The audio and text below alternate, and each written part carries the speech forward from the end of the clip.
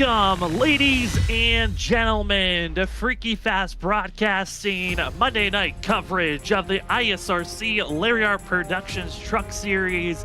We're back after having an off week, and it is a great time to be back giving you the coverage of the Truck Series, as tonight it's the last race of the regular season for the Pretty Southern Colors 150 at Richmond, the final destination of Season 5's regular season. We got to figure out the 16 drivers that will run for a championship in the playoffs starting next week, and as well, who will take the crown of the regular season championship.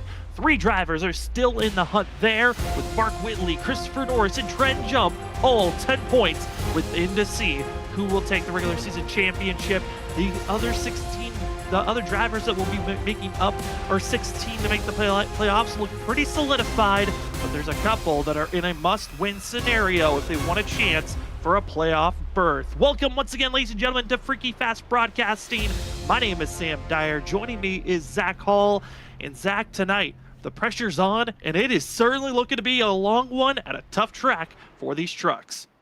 Tough night ahead of these drivers here for sure tonight, Sam. It's going to be fun to watch, and you know, I love the aspect of Richmond being the track that cuts it all off here to the final 16 that go into the playoffs. It's known as the excitement track, and I tell you what, I think we're going to get some excitement out there on the racetrack with how these drivers maybe are going to be trying to solidify and put themselves into position to go fight for a championship, and a few others out there looking to maybe go get that chance at a win and lock themselves in and take away a spot that maybe some of these drivers are feeling pretty confident about coming into tonight. Yeah, there was a lot of pressure on the back for Logan Brakey, Ryan Ferraro, 15th and 16th in points. They were the bubble drivers, and coming into the night, they had to worry about Dakota Moniz, that of Martin Morales, but both drivers have notified that they will not be running in tonight's race, which bumps all the way down to 19th place in points Eric Stamp, who is 35 points off of our 16th driver of Ryan Ferraro. Then Mason Cassidy, 20th in points. And for Mason, he's the last driver in the if you win, you're locked in scenario. So for that 17 machine, who is 6th currently on the board, he's looking to be the highest runner of those in a must-win scenario in a decent spot to win here tonight. He's looked strong at these short track style racetracks, so we could see Mason Cassidy definitely put himself in position here tonight. I mean, it's definitely an opportunity available to him with, I think, being this style of a racing course, and we'll just see what he can do. The 31 Blake Hoppy, I think he's hoping to have the same type of fate, but just not showing the same speed that Mason Cassidy is here so far in this practice session, sitting 18th on the board. The 31 is going to need to find some time here if he wants to be able to push himself up to any chance to win tonight and push himself to the playoffs. And for Blake Hoppy, he's got the most complicated scenario if he's going to be getting into the playoffs. One, must win, and then on top of that, he has to make sure that he climbs into the top 20 in points, and currently he is 26 points off of 20th in position. So Blake, he's got a long day ahead of him if he wants to get done. Most likely he's going to have to maximize on all point scenarios, which is winning the ultimate prize, as well as getting 0 incidences, which is 1 bonus point, leading a lap, which is 1 bonus point, leading the most laps, which is 3.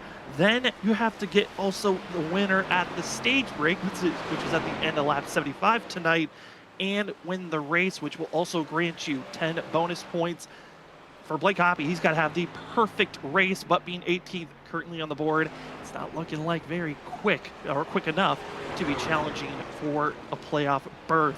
But for Trent Jump, this 46 machine looking for a chance to be the regular season championship, as he is 3rd currently on the board, being 10 points off of Mark Whitley. Christopher Norris is 2nd in points, trying to get that regular season championship. He is 7 points off the 77, who is the fastest on the board. And I've been telling the drivers this week, Zach, I think Mark Whitley's probably my pick to win here tonight. He's just always been fast at Richmond, has yet to win here at this track in the ISRC Truck Series, as this is only the 3rd time in the history of the Truck Series that they've came here to this track. It was Season 1, where Brandon Colley got into victory lane. Season 2, Anthony Gaudio, pole, most laps led, and the winner was to the 3 machine, who looks to not be here this evening and have not been to the track in Season 3, 4, and here in Season 5, we're back.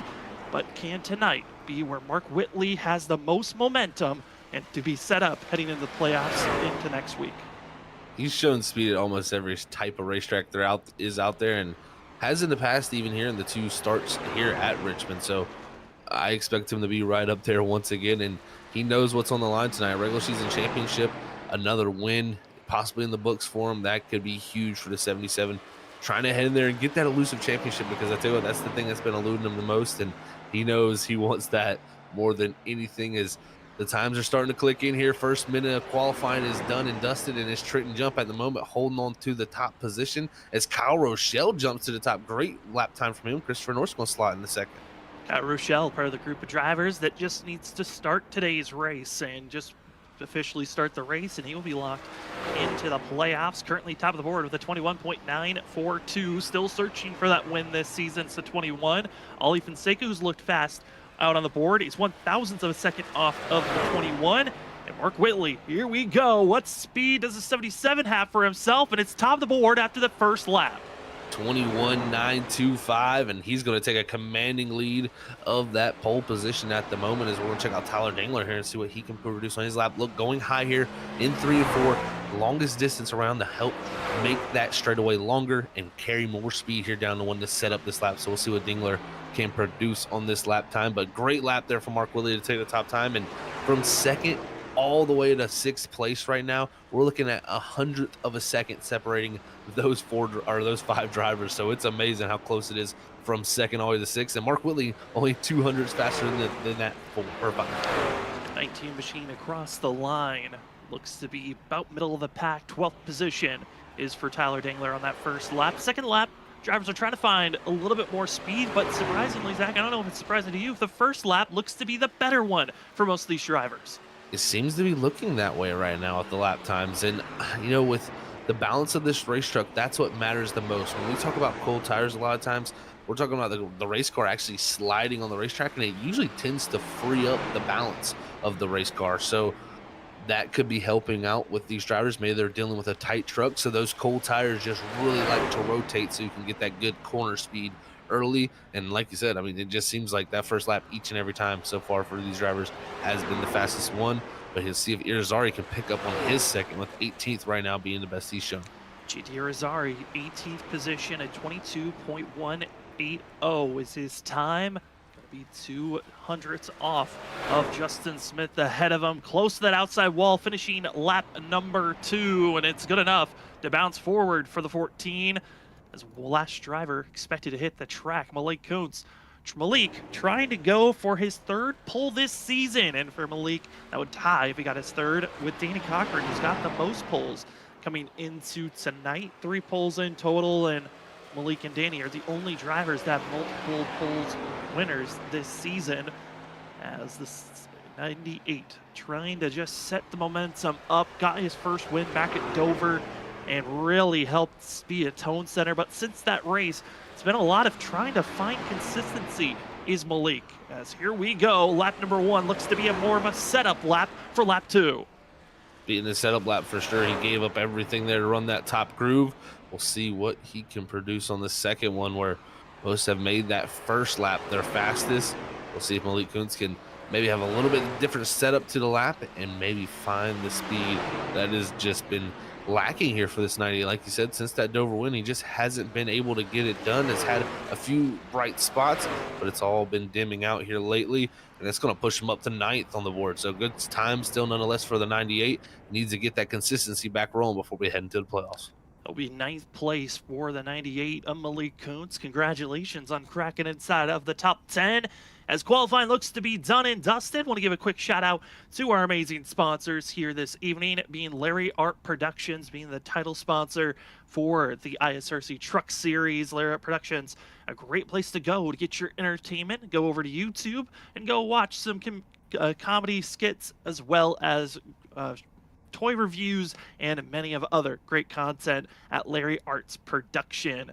And for qualifying results, as they're about to be popped up, big shout out to Orchid Moon Tattoo Studios for being the qualifying grid today. Go to Instagram and look up Orchid Moon Tattoo Studios on Instagram to look at their wide catalog of full colored custom tattoos, prints, paintings, stickers, and more.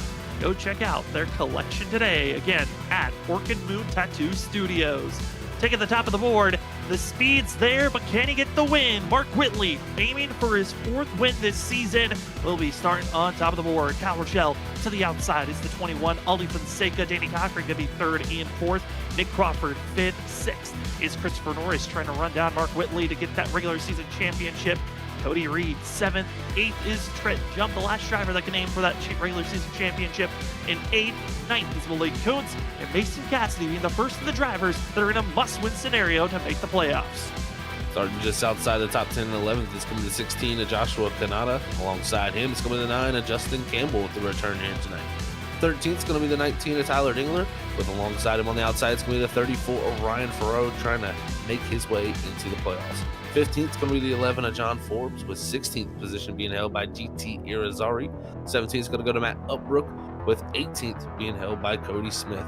19th is going to be the 6 of Justin Smith, and alongside him, rounding out the top 20, it's going to be Logan Brady. Coming back as a part-timer this season, Tanner Johnson in the 23 and 21st spot. Eric Stamp, one of the drivers in a must-win scenario, going to be in 22nd position. Blake Hoffey in the most improbable scenario to make the playoffs, but will be starting back in 23rd place with Joshua Freed 24th and Tyler Horn finishing out our 25 drivers here tonight. And with that small of a field, the points make it a lot harder for that of Blake Hoffey to make it into the playoffs, as he again needs to make sure he's in the top 20 in points and wins if he's going to make it in. For Eric Stamp, Mason Cassidy, it's simple: win or you're not going to make the playoffs.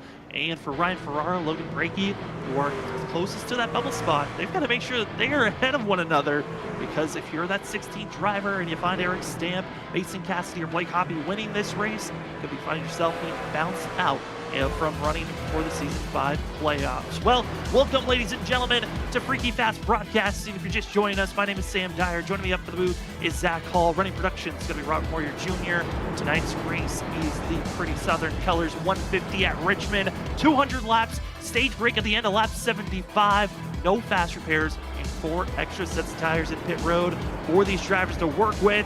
We have 25 trucks out on track, ready to get rolling. It's going to be a fun one. Hopefully, you're ready for all the action, because it is going to be a very long race. And Zach, 200 laps for tonight's run. It is the longest race ever in the history of the ISRC. Season 1, they ran 140 laps. Season 2, they ran 170 laps. Here tonight, 200. What do you think these drivers are thinking mentally coming into that long of a run? They know what is on the line tonight. They know they got a big race, so they have the opportunity to be able to make up positions here if they didn't have a great qualifying spot. But I will say one thing: Richmond has always been known, especially lately here on iRacing, to be very much a track position race where clean air is very dominant, because it's a very one-groove racetrack around the bottom. I think tonight here, you're going to have to get stuff done early. You got plenty of time, but you can't waste it here, even those 200 laps. Drivers also recognizing tonight can be very crucial. Just one small mistake could ruin how your truck's going to run here this evening. Into the restart zone, we're green for the Pretty Southern Colors 150 at Richmond. It's Mark Whitley with the better launch on the inside. Outside's Kyle Rochelle, Ollie Fonseca side by side, down into turn number 1 and 2. Mark Whitley doing what he does. He gets out to the lead, and he's going to look to pull away from this field here. But it's Danny Cochran back there in that second groove on the outside, second truck. He got into that outside wall. Luckily, wasn't too hard of contact, just lost a little bit of momentum. But Cochran can't let those early mistakes creep in. He's shown he has the speed. It's just the mistakes have dawned him, but he's contact between him and Norris. I mean, these two, they just can't get away from one another. It seems like this season they've always had some type of issue of running into one another. If it's into one another, into a corner, off the exit, it just seems like every other race they find themselves with Christopher Norris and Danny Cochran. Single out, though, in line. Luckily, they survived, but the battle for second still underway as we're riding on board with Trent Jump, trying to hold off Cody Reed, who's on the inside of the groove. This outside groove right now working pretty well. And Christopher Norris having a little bit of mistake there off the exit of turn number 2 as he's trying to hold station here on Danny Cochran and get the pass done. But he's had a tough time getting down into the entry of 1. This truck likes to step out with this D-shaped oval, just the way the style of the entry is. And these trucks are going to be fighting that all night long. How far can you drive it in without stepping out that rear end and sliding up into the driver on your outside? Down here in 3 and 4, though, got to rip that bottom and stay glued to that yellow line. You know, look going back and looking at that incident, looked like Danny came off the wall a little bit too aggressively, came down tapping Christopher Norris. And Norris is not happy with that move as they continue to stay stacked side by side. The one driver that's happy about all this action, Mark Whitley, already a full second ahead of this pack as they continue to stay side by side. Points so crucial for Christopher Norris. He needs to start moving forward if he wants to stay in a fighting chance to get that regular season championship, as he has been wanting it all season long after his incredible start to the season. These drivers are fighting so tough right here. Trenton Jump trying to clear the 25 Reed will finally get it done down this back straightaway. We can see Kanata. He's trying to follow along here and go past the 98 of Malik Kuntz, who right there, just not the greatest drive through the center, but a good drive off will be able to pull him back alongside the 16. But that's the one thing that's so tough. You beat the person on the bottom when you're through the corner, but if you do not clear them, the exits here are very tough to keep that truck bound up to that groove lower. And even there, the 98 almost to the wall and into the 16. That could have been a big wreck between those two. Luckily, they keep it off each other.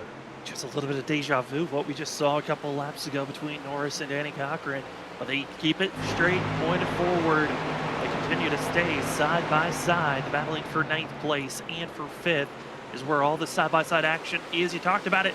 Very difficult to make passes, the dirty air, keeping these drivers in line. And even when you're side-by-side, it just seems like a never-ending conveyor belt of just going back and forth between the driver you're side-by-side with. It really is, Sam. And one thing that makes it even tougher with this racetrack, it's very abrasive. It wears the tires out. When you have to race somebody and try to pass them, you really use up your right front tire. And once you start to struggle here at Richmond, it just gets worse and worse. It really is a track that compounds itself, not only with the dirty air issues, but also just the track being abrasive and wearing the tires out. It really can create the worst possible scenario for your truck when it comes to how it handles. And you got to be very, very patient and let stuff come to you. If you try to fight someone for 10, 15 laps side by side, you're just going to have a very torn up right side of tires, and you're going to struggle from that point where drivers are going to be putting you in a terrible situation. Mason Cassidy just watching this battle in front of him between Joshua Kanata, the 16 on the inside lane, and Malik Kuntz. But Malik backing off, didn't get the run that he wanted. It looks like they'll finally get in line between one another up front. But showing a nose, it was the 9 machine. Justin Campbell, newcomer to the ISRC, has been trying to put some great runs for running in real life racing team of Rev Racing, and Nine's trying to figure out where to poke the nose with seeing it. It's very difficult to even see an opening, and then you have to attack immediately, otherwise that hesitation could become costly. It can be hugely costly, because if the driver behind you does not check up when you hesitate and check up with the driver in front of you, causing that accordion effect, when it's all stacked up like this in the middle of the field, you can easily be the driver that's ran into, quickly spun around here. So you got to be careful with that here, especially down into 1. It's already on the edge on entry with just the way the D-shaped oval is here. It opens that corner up more. You're turning more aggressively as you go into that corner, and it just really seems like the track falls away with how aggressive it is. So it's a very interesting racetrack, and one that is very, very technical when it comes to how you can approach any of these corners. These drivers are definitely looking for anything to get an advantage, because again, look, it's all on the bottom, and that's why the dirty air is such an issue. And everyone seems to be settled in on where they're going to be. As you see the exit out of turn 2, seems to be the early danger zone, but the exit of 4, known as the spot where you really lose the rear end later in a run, and used to be the most dangerous spot when you'd start a race. A couple of updates have helped out that rear end at the start of these runs. But Zach, I mean, we're only 15 laps and stage break at the end of lap 75. This field seems to be pretty settled in to run all the way until that stage break. It seems that way at the moment, and you know, all it takes is one driver's aggressive move to go wrong, and we get that quick yellow since we're all just stacked up like this. I mean, really, from the 3rd position on back, it's just been great maneuvers. As right now you're seeing Nick Crawford, he's finally got to the inside of Kyle Rochelle, and look at Rochelle just going to hand that position over and say, well, I'm not going to fight this one, you're faster, as he actually lost connection there for a second and blinked out, and that allowed Danny Cochran there to get almost to the inside, as he will be to the inside heading into 1 now. So once you see someone having internet issues, your first initial thought is, I got to get out of the way, get around these tracks as soon as possible, and the pass is made. Nick Crawford, Danny Cochran now going to be 3rd, 4th position, as Trenton Jump now tries to settle in with Christopher Norris behind him to try to run down Kyle Rochelle. Qualified 2nd was the 21. Now, a lot of drivers, all they had to do was just start today's race, and they were going to be in the playoffs. I believe looking at it, was around our top 13 drivers just needed to show up that were in points, and all of them did show up, except for Ryan Bird, who's going to be in an interesting spot looking back at where drivers are points-wise. As for Eric Stamp, I think he might be just outside of the cusp of enough drivers for him to gain enough points to make the playoff stint. He's still going to be in a must-win scenario. But I'm right on board with that trip jump. Get a sense of what it's like to run a lap here at Richmond. Jump already up 2 spots here to start this race, but you can see ahead of him, it's Kyle Rochelle who's been dropping back. He wants to try to go up there and get him, but his issue is he's got a hard charge and Christopher Norris right behind him. As you go down in the 1 here, you're going to see right there that rear end is just stepping out, and then the front end loses for him, and that's just a 4-wheel slide. That's what we call just overall no grip out there, and I can even see it from the entry there. He just seems like his truck not able to turn as well. He's got to crank a good bit of wheel right in the center of the corner, and that's only going to hurt the tires more for this 46 truck. But we'll see how long he can hold on for. Is right there a much better entry in the 1 in through the center. Yeah, it just seems like aggressive entry over a little bit too much. Pushing into the entry of the corners is hurting that center off, but right now Trent John, like I said, trying to hold off that hard Charger driver. That's starting to go backwards though. There's a lot of drivers in the middle of the field. That's 13th, 14th position. Tyler Dangler battling with Ryan Ferraro and also Justin Campbell. Going to be 3 wide off the exit. Ryan Ferraro's got to back out of it and settle behind. And a big wiggle from the 6 of Justin Smith behind. Oh man, this is where we're talking about the caution might come from right back here. This grouping is getting a little wild. The tires are starting to wear. We're 23 laps in the run, and people who maybe have been a little bit more patient are trying to come through. As Irizarry here in this 14, he's trying to come through and get a position from the 34, but the 9 looks like he might be struggling enough to where it might be checking this 34 up. Man, just simply losing touch is this group right now of grip. As Campbell trying that 3rd lane off the exit turn 4, and that's really the only place where you can use the outside lane. 1 and 2, not a comfortable position. The outside groove is as GT Irizarry throws it down, tries to gas it back up. The 14 has been strong here at Richmond in the past. Just hoping that past experience is going to allow him to make this move to solidify himself even further ahead in the top 15. Ryan Ferraro is going for a solid day for the 34. Campbell is just still holding on by a sliver on the outside lane. Just holding on, and it just shows you how tough it is to pass. I think if Irizarry clears him, he's much quicker where he'll be able to drive away, but the 9 just hanging on to the quarter panel late exit, and that's where it gets very, very tough for the 14. Right now, going to try to slide up the racetrack, may turn down, get a drive off, but again, the 9 just utilizing that outside groove. It's so hard to pass when you're quicker than somebody, even though as long as they're not over driving the entry, they usually can get the drive off when it comes to that top side if they can just stay glued to that left rear. And that's what the 9's just doing to perfection right now, and Irizarry is just trying everything in his power to continue forward. Trying but not finding enough at this current moment to solidify that pass. They continue to battle back and forth. Another dive to the inside is going to be GT Irizarry. Irizarry setting up, hoping to move up to the outside, but not clear enough. And if you're Ryan Ferraro, this is such an interesting feeling of being that driver behind a battle. Where do you go? Can you even set up a spot to try to make a pass on top of the other driver losing a position, or you just simply sit back, relax, and continue to save your tires until this battle is over?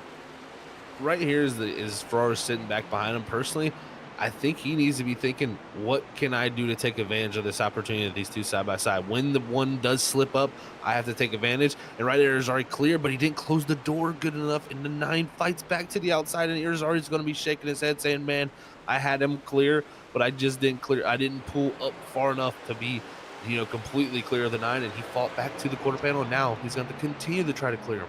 Continues to battle, but could be finding some help with Tyler Dangler getting caught and ran down by this battle. It allows the 14 to slot himself in between the 19 and the 9 machine. And Irizarry dropping back down low, not able to get to the quarter panel of Tyler Dangler, and Dangler will just sit and wait to see if he's going to be caught and passed as GT Irizarry trying to find an opening. Dives down low, and once again, Tyler Dangler just a half a groove higher. allowing the 14 really get that run that he's hoping for. But here we go, maybe here down into turn number 1. Irizarry's got that chance. This D-shape oval always makes it interesting with how you can go to the inside of somebody on the front straightaway and sometimes just find your way to their inside with the shorter distance. And Tyler Dingler trying to hold him off does finally clear for that position as we check up to the front side of the field. Just right now, Cody Reed has gotten past Trenton Jump, as it looks like Christopher Norris has done the same as Reed's trying to follow his teammate through, and Kanata doing a good job up to 9th right behind this group, but it's Mason Cassidy, the driver that needs to win, right behind him. And for Cassidy, it's not a real worry about stage points for himself. He's just too far back points-wise to try to run down Ryan Ferraro. But a good, just solid run, marching your way forward, taking any learning lessons you can. We're only 33 laps in of a total of 200 this evening. We do have a stage break at the end of lap 75, where our top 10 drivers will get stage bonus points.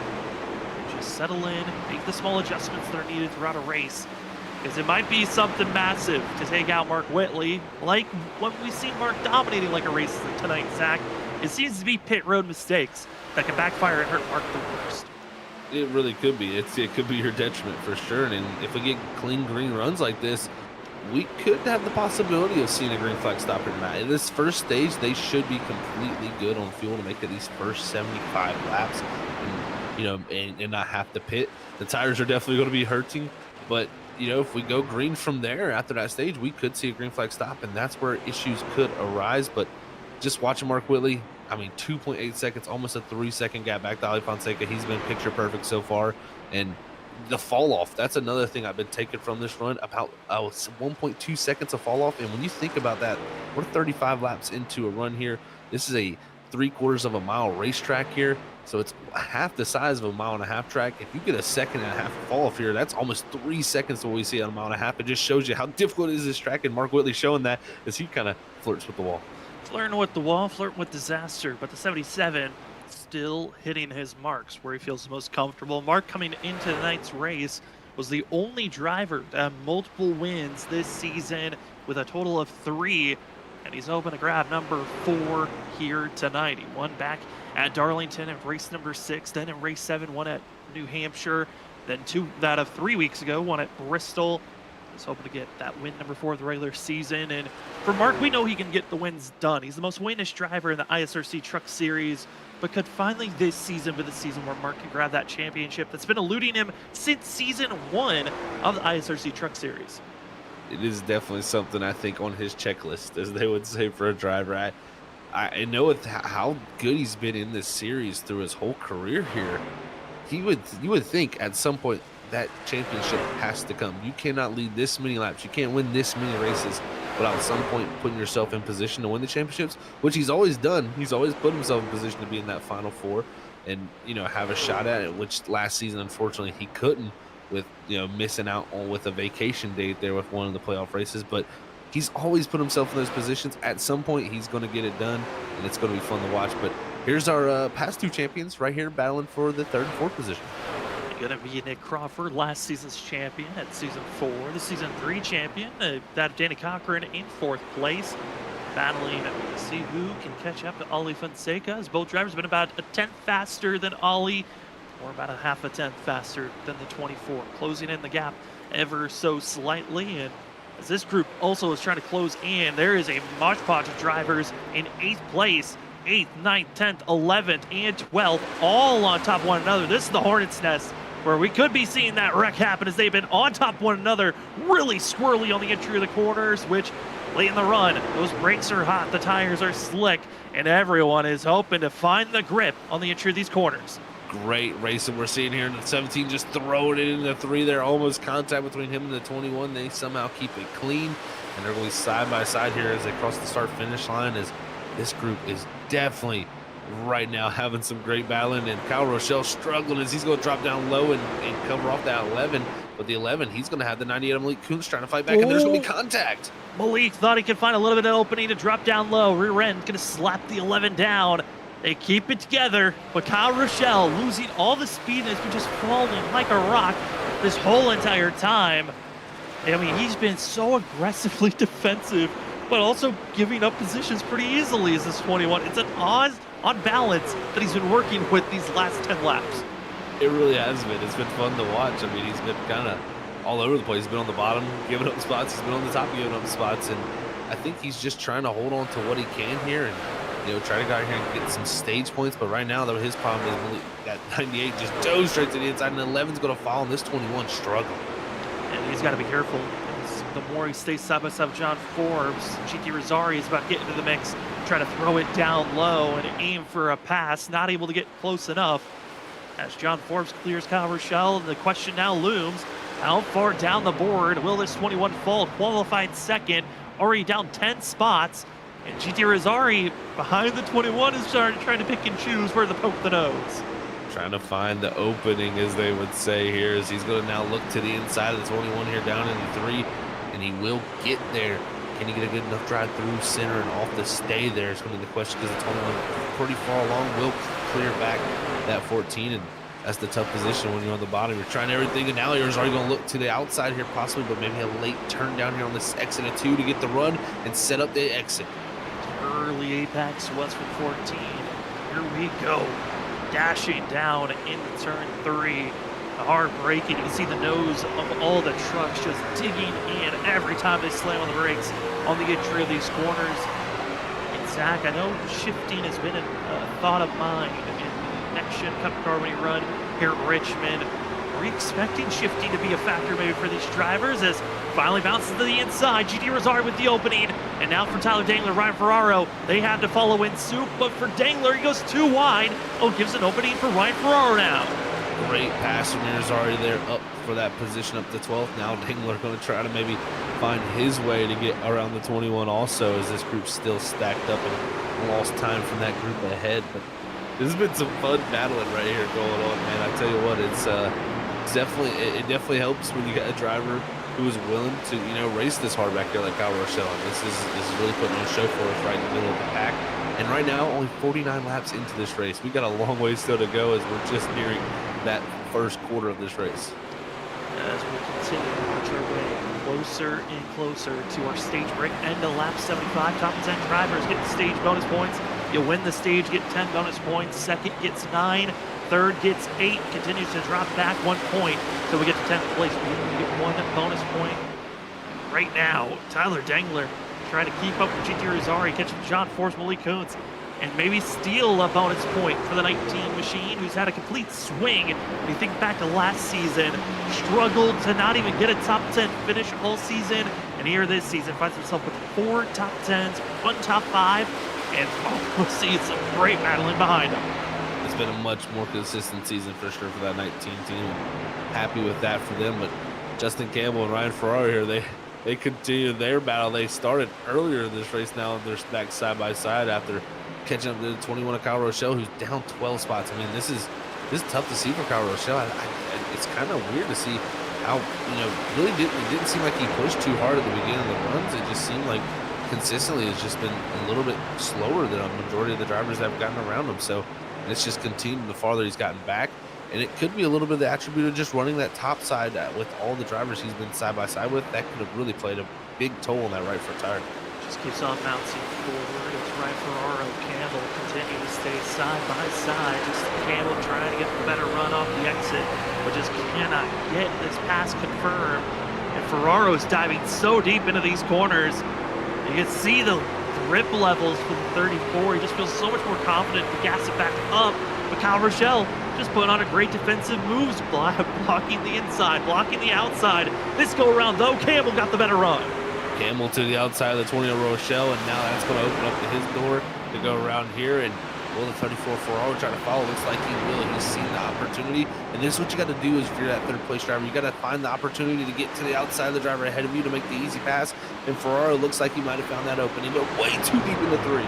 He just sends it all the way high, but expect that great runoff off the exit of the corner. Ryan Ferraro keeping the speed and the momentum, and the entry didn't look as clean or as pretty, but at the exits where the speed was at for Ryan Ferraro to keep himself just a half a car length ahead of Kyle Rochelle, and finally confirming that pass up to 15. What a job. That was a very interesting entry. It's going really, in my opinion, way too deep, but he just cleaned it up with the center, slowed it up, and got the good run off the exit. And that's what you got to do. Is checking out Nick Crawford right now. Seems like he's about still 6 tenths back here from Ali Fonseca's Cochran, it seems like he's fell back into 2 off of Nick Crawford, and not too surprised. You know, Danny Cochran was running some fast times. He caught up to the 74 Crawford, and it just seemed like the truck really took a hard fall off there after being stuck in the air of that 74 machine. It just looks like they overworked those tires. As now the 17 of Cassidy kind of trying to continue his charge forward. He's been up 1 spot since where he started, but he's definitely shown some good long run pacing. Certainly has. Be able to keep up with Joshua Kanata, who's one of our biggest movers of drivers inside of our top 10, up 3 spots. Also keeping up with Trent Jump. Jump has been falling backwards, though, after his great run of climbing up to around 5th place, but wasn't able to keep up with Christopher Norris and Cody Reed. He's following the clutches of Kanata, but right on board with 17 of Mason Cassidy. What a rookie season it's been for Cassidy as he is trying to make that march to, really, it's a Hail Mary way of making the playoffs. He's got 2 top 10s this season, no top 5s, no wins, no poles, but the big thing that you can take away from Mason Cassidy is he's been consistently qualifying well this season, trying to get himself up front. Also, I want to take that back, did get a pole at Darlington, was the 17. That was a shocker of a pole position as he finished in 9th for that race and was tied with his best finish of the season, which his other 9th place finish was at New Hampshire. And what a heroic run it could continue to be if that 17 get into victory lane. It really would be a heroic run, man. I tell you what, Darlington was definitely a bright spot for him with that qualifying on pole position with the speed he had, and unfortunately it didn't play out well for him. But yeah, man, I tell you what, the short tracks and these more different style racetracks have really suited him. And from what I've heard, I definitely know he's a dirt track guy. So it doesn't surprise me that these tracks, these lower grip abrasive tracks, kind of fit into that 17 style, as they're both just kind of stuck here behind Trenton Jump to see if they have an opportunity above Kanata and him to go forward, because right now they're getting caught up by Malik Kuntz and John Forbes. John Forbes hoping to get back into victory lane once again. Finally was able to do so after last week. This driver's getting by the lap car. Tyler Horn extremely off the pace, just trying to survive tonight's race for himself. As the rest of the field blasts on by, and for John Forbes to win last week at Chicagoland, much needed, getting that confidence, knowing, hey, I can get into victory lane and continuing the streak of winning winning in each season except for season 1 is the 11th machine. And what a great season it could be if he could find himself going for a Final 4 contention. Trying to set up this pass on the 98s, this 11, and he drove it in really deep there and had to back out quickly. As you can see up ahead of him, Cassidy trying to take advantage of Kanata here, but the contact between those two, we're going to see a wreck here almost, but he saves it. What a save. Malik Kuntz completely sideways drifting. Those tires are not loving with that action, but we love that save, keeping it green. And now will fall down the clutches of GT Rosari, also in the wings of others, but wreck in the back. It's the 7 of Cody Smith and Eric Stamp getting into one another. Wild to see 2 different incidences happen on this track at one time, but it seems like Smith there having big issues off the exit of turn number 2, and I believe broke the suspension. Yeah, weird wreck right? for now. We don't like to call people on stuff, but this doesn't look good. Yeah, it was very awkward. I mean, it got loose and he fought it down the back straight. It seems like, and I will say these trucks, they have this tendency to roll over on each other, and Eric Stamp nowhere to go for him after Smith hit that inside wall and bounced up in front of him there. Unfortunate for Stamp, but if we get a second shot of that, you kind of get to see the left front, the right front. This truck is very much, it rolls over on its sides, and it seems like he just did a lot of work trying to save this truck once it got loose here.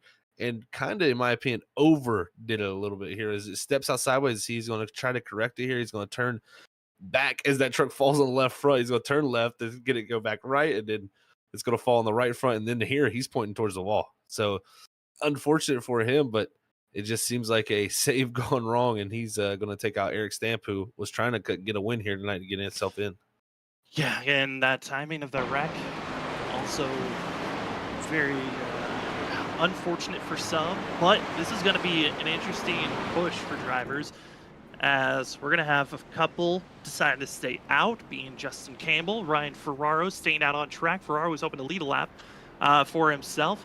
Not going to happen with Campbell staying out, and Mark Whitley rest the field, taking tires into pit road, getting service done for themselves. So these front two are going to be sitting ducks on this restart, which could be very detrimental for the rest of the field, as having a much slower car to a faster car is usually a sign that we're going to see another caution very quickly.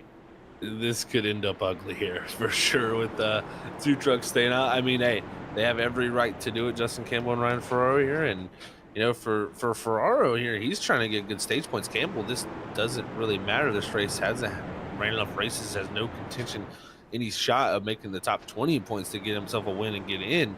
So Campbell's just doing this for Gloria here, I guess, and trying to save a set of tires here for when we get to that stage break. But I wouldn't be surprised when we get to the stage break. We could see a lot of these drivers look to stay out, possibly even.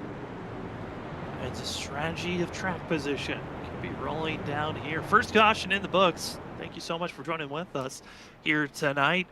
A self-spin bringing out the yellow. That's going to set up this interesting restart. Justin Campbell, Ryan Ferraro still on the first set of tires. They started this race off. The rest of the field just took 4 tires in fuel.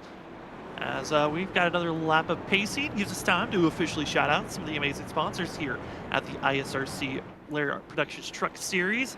Starting things off with our title sponsor, Larry Art Productions. Go over to Larry Art Productions on YouTube and check out the great comedy skits, the funny reviews, and the great variety of videos to entertain your day with Larry Art Productions.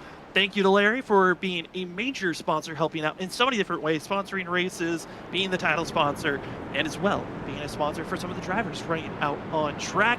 Also want to give a huge shout out to the Laugh Lap. The Laugh Lap is the white flag sponsor, but has been the stage break sponsor in past seasons.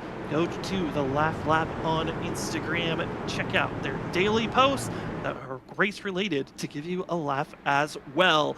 And to finish off our sponsors being Orchid Moon Tattoo Studios, go over to Instagram at Orchid Moon Tattoo Studios to check out their wide range and catalog of great prints. Thanks so much to all the amazing sponsors, and we're back to green flag action as it's going to be the 9 as well as the 34 already trying to get out of the way, but the 9 defending to the inside. Mark Whitley has to slam on the brakes. Let's get chaotic with 6 laps to go before the stage is done. Oh, and they're getting stacked up there. I think Nick Crawford going around the 74, and he's trying to hold on. Somehow he did, but the caution's going to come out. Caution flag is out, and that was a very helpful timing for the field. And with that, that will be our stage break for the field. And it's Mark Whitley, Justin Campbell. They were close, but I believe Mark's going to have the advantage to win the stage break there. I believe he will. I think just got ahead just in time, and man, oh man, Campbell's going to get second after all that. And that all started with a stack up off of 2 there with the older tires of Ferraro up top, and even Mark Whitley's little bit of stack up where, you know, the 9 kind of closed the door on him. That really caused an issues here as we get to see the instant replay here, and it's already kind of happened there with Ferraro, really, that 34 up on that top groove, kind of stacking things up. And I think Nick Crawford getting hit in the back by, I believe it might have been Trenton Jump in the 46. A lot of different beating and banging. Here's an extended look at it from a top view, and you see the slight contact between Trenton Jump, Nick Crawford. They've had their moments throughout the season as well. And with that small little tap, it's going to send Nick Crawford all the way to the end of the line. They'll have to get some service done. And this also helps out Ryan Ferraro and Justin Campbell to get their service done. They'll be all the way back in 18th and 19th position, as that is the stage, as Mark Whitley is our stage winner. We do not have a way to talk to our stage winner, so that will give us a moment to step away for a quick second and go to our first commercial break of the night. Thank you so much for joining with us on your Monday evening for the ISRC Larry Art Productions Truck Series. You're watching the pretty Southern Colors 150 at Richmond. It's been a good one so far. Only 2 cautions, and we're ready to give you all the rest of the action after this commercial break.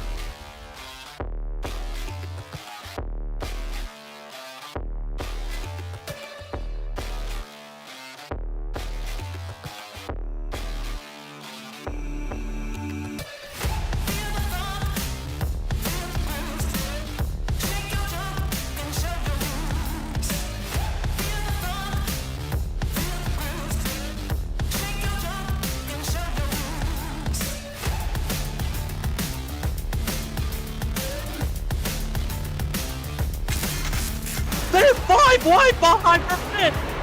Oh my, the 5 wide here, this ain't gonna work. They make it last, bumping and banging to the end. They're beating banging for the lead. Sora still with the shot here, coming off a 4. That's it. It's Bottom line, here it comes. Oh no, Carter gets wrecked. It's gonna be that Nick Crawford. The 74 gets through somehow, and they just completely demolish one another. Trinity driving down low, drifting up, trying to be the stealer. Here he comes, Cedric Carter. He does it. He steals it. But he somehow drove it into the corner to wreck it. Oh, they wrecked. They wrecked each other. The top two bounced into one another. Just too much of side drifting off of, and they got to be careful. Oh no, and the 4 demolishes into 28.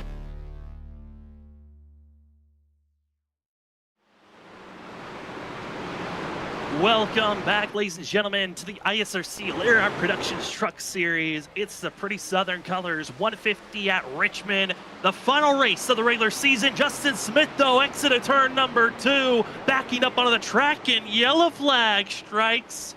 And we were green for a little bit there, but we settled back in. My name's Sam Dyer. Joining me up the booth, Zach Hall. And Zach, once again, drivers self-spinning, troublesome spot, exited turn 2 early on these tires. Seems like that has been the Achilles heel of these drivers out here tonight, as they've been definitely having a few slides off of 2, and not surprised this early in the run to see a bigger slide, so to say, is 6 there just losing the rear end off of 2 and head first to the inside wall. And when he had to come back up and back up onto the track, there was a few trucks coming, so that there's going to trigger yellow and bring us to another quick break here. As Mark Whitley did a really good job on that restart, but who did an excellent job? Danny Cochran up the second. Yeah, Danny Cochran making the aggressive down move, and the timing was perfect for when the yellow flag came out. Just had a nose ahead of the 24, and those small little, lucky moments, you say, or aggressive moments that reap a reward. You'll love to see it for the 2, as drivers further in the back of the field going to get service done. Tanner Johnson, Blake Hoppy, Eric Stamp going to get service done. Topping off on fuels, Blake Hoppy. It looks like Tanner Johnson, Eric Stamp deciding to take a little bit more extra time to get their damage repair. Eric Stamp caught up in that first wreck after making collision with Cody Smith. And for Tanner Johnson, just getting any small little damage repair on that right side after hitting the wall earlier in the race.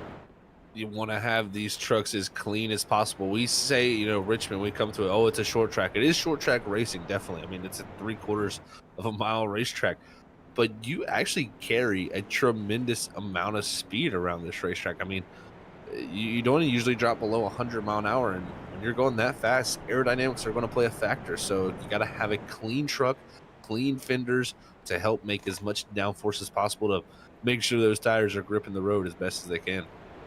Oh, their 3rd caution in the books. Let's see if we can queue up maybe one of these drivers. See if we can queue up 2nd place runner. Danny Cochran made that pass over his teammate. Let's see how fast he's really feeling currently as the 2 in 2nd position. Danny Cochran, it's Sam and Zach up on the booth. You got us? Yeah, I got you, boys. Well, you made the dive inside on Ollie. The yellow flag strikes and it gives you 2nd. Man, how are you feeling with this truck currently after our 3rd caution of the day? I'm feeling like I got a beat Mark on a restart here. I mean, I think that's really our only option on getting around him. He's got us all beat.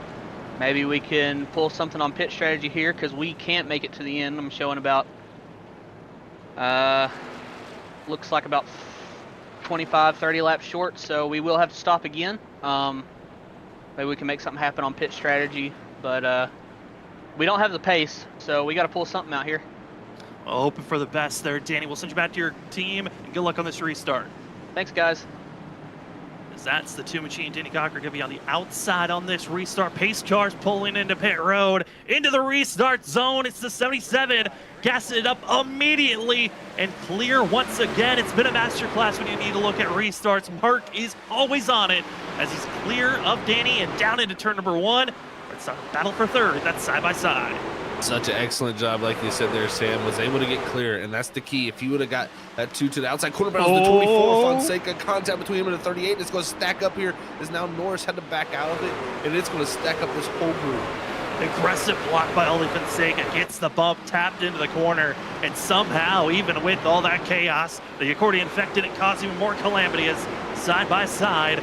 And it's going to be seeing the drivers from Snowy Desert Racing to the outside groove. Falling back to Christopher Norris, the Alliance driver of Joshua Kanata. But Oli Fonseca not giving up, still being aggressive as they're pinching. And Logan Brakey with the big scare in the middle of the pack going backwards.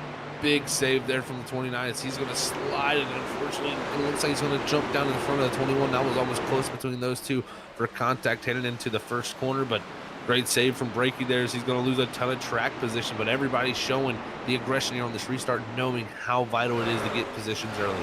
It's so hard to make passes later on in the run. You have to make it happen early. And that's why these drivers are making every big move possible when you're side by side. Don't get trapped. Make the pass. And not wasting any little bit of groove.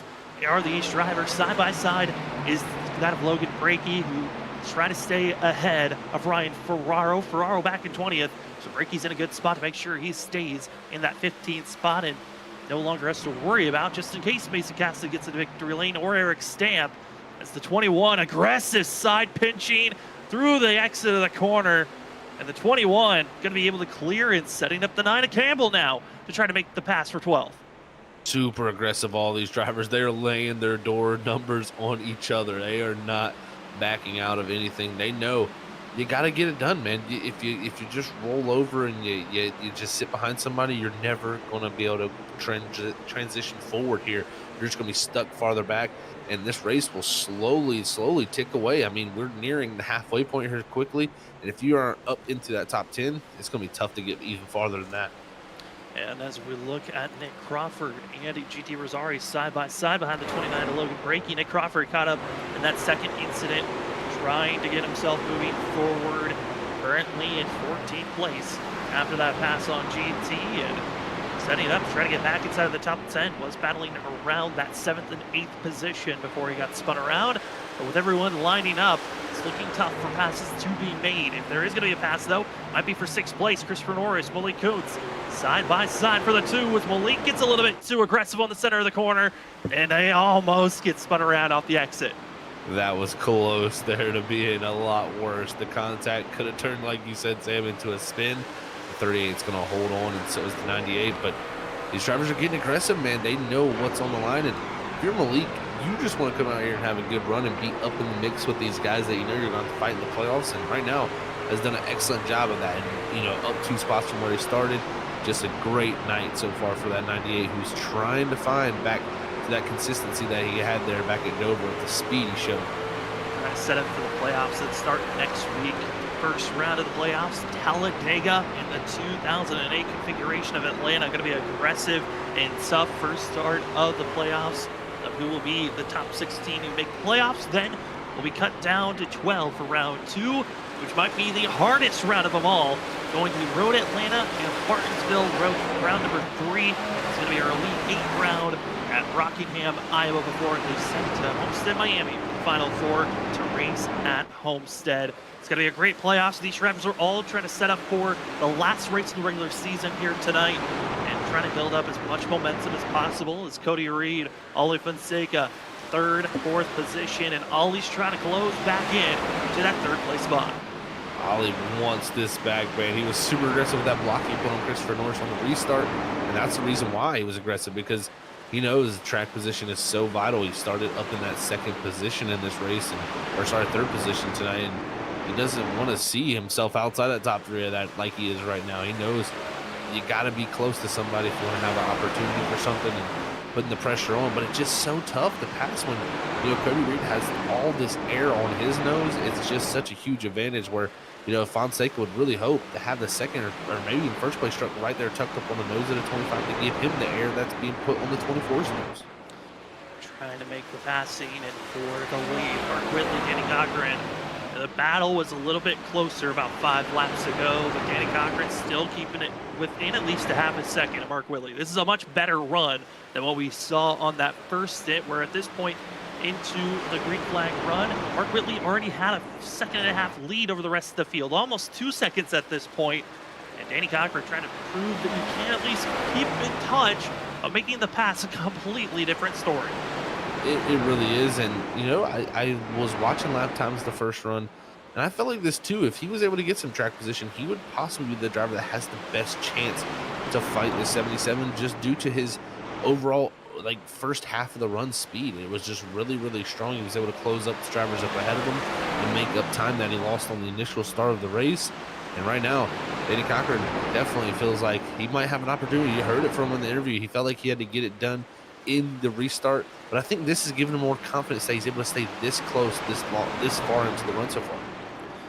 And you can take those small little adjustments once they make that pit stop and what to change. Going to come down to pit strategy on who's going to get this win here tonight. With Danny saying there's about a 25 lap gap of making it to the end of this race on fuel. Curious on what time pit stops are going to be laying down. Do you want to just split this run in half, or do you just pull all the strings, stay out as long as possible? If you're the two of Danny Cochran, I think for Mark Whitley, you just stay out. You hope for maybe a late caution to come out, and you really just gamble everything. As we take a look at the gains and losses so far, last lap Danny Cochran didn't gain anything. The 2 laps prior was a lot more gained by the 2. It definitely was. The 2 has his laps where every now and then he's able to find the speed over Mark Whitley, but that last time by was just not it. We'll see what it is when they cross the line this time. It looks like Mark Whitley, once again, going to be quicker on this lap at 22.92.7 to a 22.968. So a couple hundreds there separating our top 2 trucks at the moment. But like you said, Sam, I'm interested to see when that strategy does play out, because you know, if you're Mark Whitley, it's going to be tough to pull that 77 down the pit road at some point, because he knows if he comes to pit road and we get cautions, that's what could steal the win away from him. Don't want to be top, maybe 1 lap down, maybe even 2 laps down. If a green flag pit stop and a yellow flag were to be combined. But some drivers going backwards once again. About 20 laps, 25 laps of green flag racing happening. Trent Jump going backwards again. The 46 just is not looking great on this long run, as Joshua Kanata setting up to move up to this 9th place position, and Mason Cassidy has moved up to 8th now, trying to set up for 7th. Trenton just not showing, like you said, the long run pace that he's going to need to keep himself up in the mix here tonight. So that's tough to see for him, but the big thing in picture for him, yes, he's not going to have an opportunity possibly here if he continues to show out like this to win that regular season title. But nonetheless, he's in the playoffs. Had a great regular season, and he's a past champion. So when it gets to the playoffs, anything is possible for his 46. He'll wipe a night like this off and make a clean slate when he heads to the playoffs next week. The field still single filed out all the way through. Joshua Kanata up to 9th, came into tonight's race being 6th in points. And what a swing type of a season it's been for Joshua Kanata. He's shown that he can have that top 5 speed and top 10 speed at almost every track we go to. The 16, Moore's been trying to find that finishing pace, that finishing consistency, I should say, of being up front and staying up front instead of falling back, caught up in a wreck that has been hurting and hindering. But here this season's been there. Great run so far for Joshua Kanata. Finds himself with 2 top 5s, 6 top 10s. And in front of them, driver continuing to move forward. Mason Cassidy just made the pass on Malik Kuntz and is up to 7th place, but the battle's back on as here comes Malik to the inside. Good old crossover maneuver. The 17 drove it in deep to 1, lost the nose, and now allowed the 98 to get back to his inside. But I think the preferred position is definitely where the 17 is. We'll see if he can fight back off this 98, who has definitely been feisty tonight and has not given up here late or into this race. Not at all. Still having every little bit of a fighting chance here this evening. Not want to give up any time as they continue to stay side by side. But is it worth this battle? If you're Mason Cassidy, Malik Kuntz, is this position really worth everything at this moment? And for Malik, it seems like he wants to keep this spot, while Mason Cassidy, in such desperation, needs to grab this spot. If anything happens of getting damaged because of this battle, it's going to be heartbreaking for the 17. I'm so surprised that this 17 hasn't been able to make this pass yet, man. This is very, very interesting. That with him having the outside groove, I felt like he would be in the much more preferred position and be able to get this done. But at the moment, just not able to be able to set up that maneuver. Not able to do so at all as they continue to fight side by side. And the heavy pinching on the center of the corner. I mean, Zach, a defensive move of not giving any space to the driver to your inside, trying to stay as close as possible. And for Mason Cassidy, it looks like he'll finally be able to complete that pass. But the pinching moves of having these drivers side by side through the corners, such a great defensive move for the outside driver. But man, is it dangerous when drivers are really losing that lack of grip here late into a run. It really is. All it takes is that driver to slip up on the bottom, and guess what? You're at their mercy when you're on that top side. So it is a preferred position to defend, a preferred position to pass and make the easy passes, they'd say. But it's also the most risky position. When you pass somebody on the inside, a lot of times it takes that driver on the outside to take you out, pretty much them bouncing off the wall, which is still possible, but a much less likely thing than the driver getting into deep and washing up into. So it's always a scary feeling, especially you're racing this close and this tight here, like we are here at the track. As you see Fonseca there, I think you had a moment there off on two as he's trying to gather it up. But it's just one of those things, man, where you really have to make sure you're perfect up top, because if you don't get a pass done, you can be putting yourself in the danger zone. Well, this is going to be our fourth place runner, Ali Fonseca, trying to close in the gap on Cody Reed. Reed has been running just as fast as our leader. 25 has found some sneaky speed the last couple of laps. Well, Ali, on the other hand, like you said, that big slip up, trying to recover after the slip, but any slight slide going to be catastrophic on a long run, as these drivers have been on 48 laps on these tires. Now, about 10 of those laps were under pacing because of the quick cautions that the field had.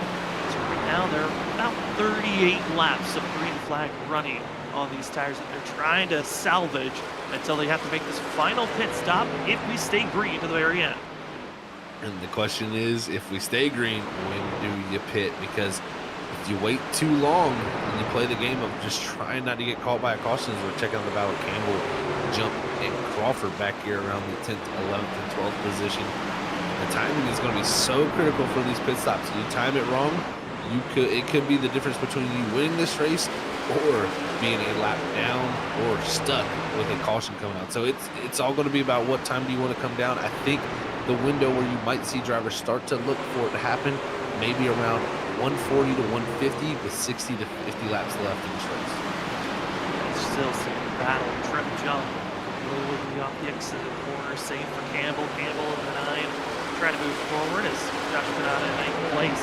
Gets to watch this great battle on his mirror. As you got to be focused on what's in front of you, but you easily could get distracted. I mean, Zach, is that something the drivers ever think about?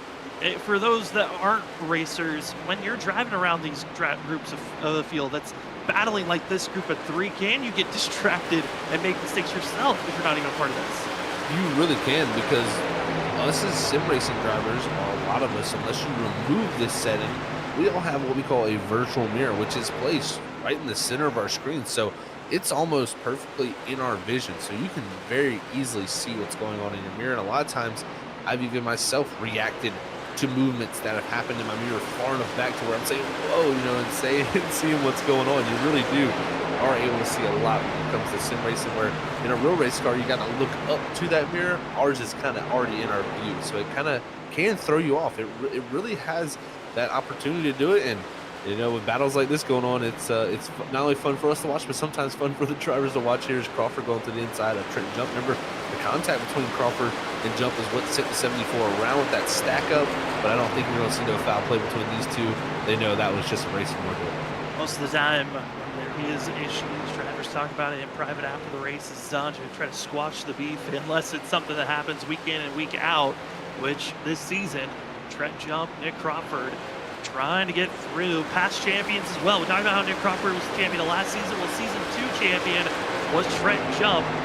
Jump almost found himself being the first driver to be multi-time champion last season. Wasn't able to get it done after battling between the 46 and Christopher Norris. As Nick Crawford better run. Almost fully clear. He'll stay low and shallow in the entry to turn 3, and that will be completed pass as Trent Jump continues to fade backwards for this 46. Kind of odd to see, and I'm curious, Zach, as well. These drivers had an off week last week. They stepped away right before this last race of the regular season. I'm curious on how many drivers really put the time and practice in for tonight's race, or maybe we're preparing for the likes of the playoffs, trying to get for some drivers prepared for that Atlanta 2008 configuration more so than they were about tonight. Well, I'll tell you what, I think Trenton Jump, personally, I think he's looking forward. He's that type of driver where he's not too worried about tonight's at Richmond. He knew he had opportunity, probably most likely, for that regular season title, but 10 points is a lot to make up on somebody like Mark Whitley.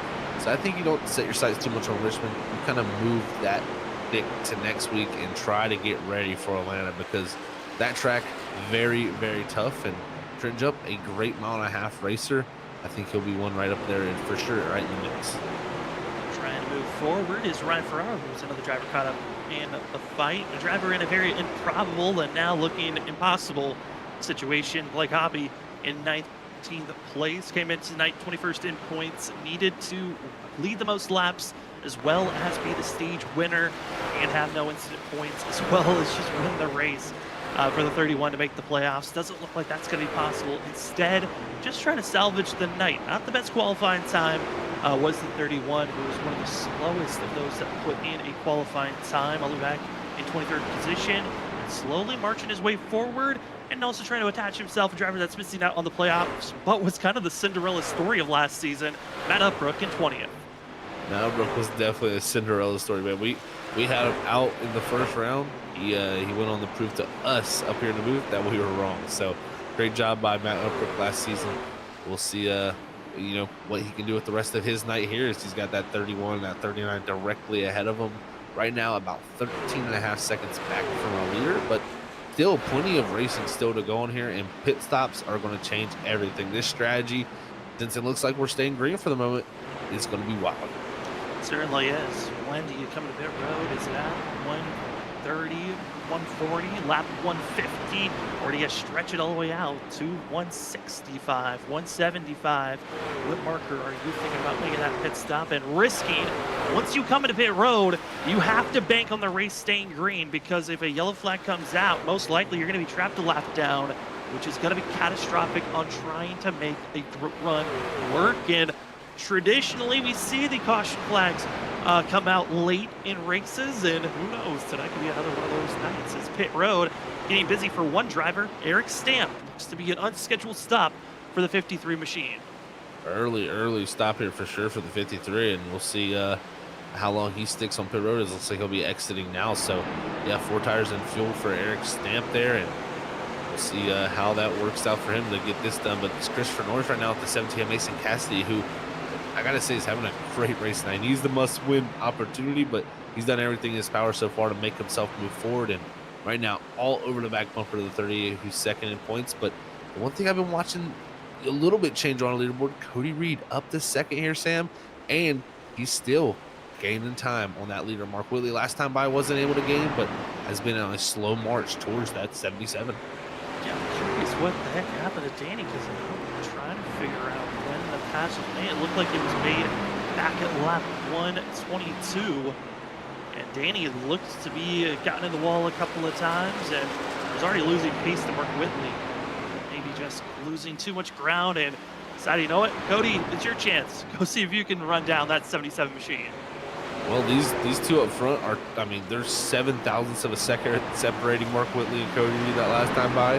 The rest of the field, nobody except for GT Irizarry, Nick Crawford, Justin Campbell also back in 9th. We're in the 23-4 bracket. So Reed and Whitley right now have been excellent. As you can see, Mark Whitley has been faster in the last 4 laps compared to Cody Reed, but still Reed has done a good job to get up to second and really keep the time pretty much similar to where it was before he really started to move forward. So great job by him, but right now they're showing to be the class of the field. I'll talk about GT Irizarry being quick. Well, throw that away. Major slide for the 14 a lap ago off the exit of turn number 4. And no yellow flag is thrown, but it lost over 3 positions was the 14. And I think this is around that window, Zach, where we saw our first caution come out of drivers losing kind of the weight and the smoothness. The grip is going to be changing. The way that this truck's going to be shifting off the corner is changing as well. Cross your fingers and hope that you can survive, because these trucks look to be unstable. The caution seems to be looming with the way that we're seeing some of these drivers moving around. The 31 there, Blake Hoppy, he had a moment off of 4. He gathers it up and gets the truck back going. And I think you're right, Sam. These trucks are starting to hit that phase of the run where those trucks are stepping out. And what's really coming down to is the front tires are starting to give out on these trucks. They're overheating. These guys are having to crank on those wheels, and it causes what we call a snap loose condition. It's just a sudden loss of rear end traction because your front end is just slipping out towards the wall. You crank it on the wheel to stay away from the wall, and all of a sudden that back end steps out. And it's one of the most surprising things when it happens to you. But I tell you what, these drivers are going to have to hold on to it, because if not, we're going to have a caution here at some point, and if pit cycles start to happen, that's going to really shake things up. So I think that's why you're going to see a lot of these drivers look to stay out as long as they possibly can. And one driver, unfortunate circumstance. It's kind of like the random mechanical failure that happens in real life. Internet issues seem to be striking the 15 of Matt Upbrook. We're waiting for it officially to pop up that he's lost connection to the server. It looks like he has lost his packets, no longer connected. Into pit road, John Forbes, the first of our drivers that are inside of the top 10 to make a stop. And this is going to shake things up right here.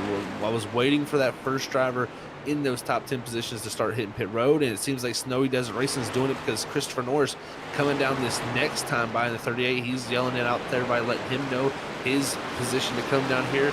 And even Reed in the 25 in the second position, he jumps down here to pit road. This is getting aggressive with the pit call right here around 140. A lot more drivers also coming in. Tyler Dangler, Trenton Jump following in suit into pit road. Leaving pit road is going to be Justin Smith.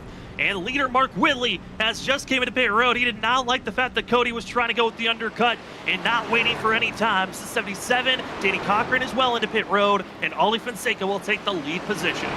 All it takes is one driver to hit pit road for 4 tires and fuel, and look what it does. It brings the whole top 10 almost down already. Ollie Fonseca is still yet to pit, and looks like he's coming down this time. So yeah, it's just showing you these drivers can't wait too long. And oh man, Mason Cassidy missing pit road entry. There's Ollie Fonseca going down pit road, but his teammate of the 17 almost running into the barrels there. Sam had to it was so narrowly a disaster for that 17, but keeps it straight, and that could have been the yellow that changed everything.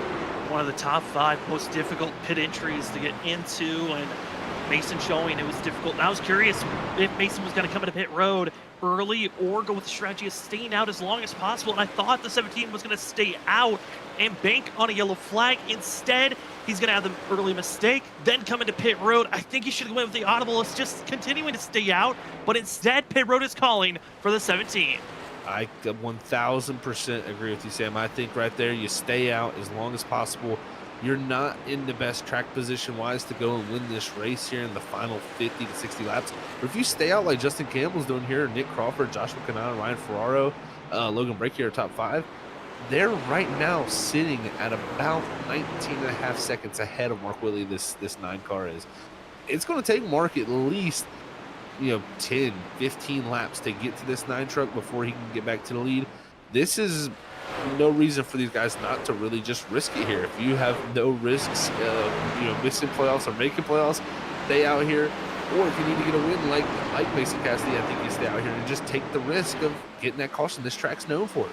I think with that call to come into pit road, he's now kind of thrown in the white flag. It might be over for any chance of winning tonight's race. And now into pit road, going to be Justin Campbell, Joshua Kanata following in suit.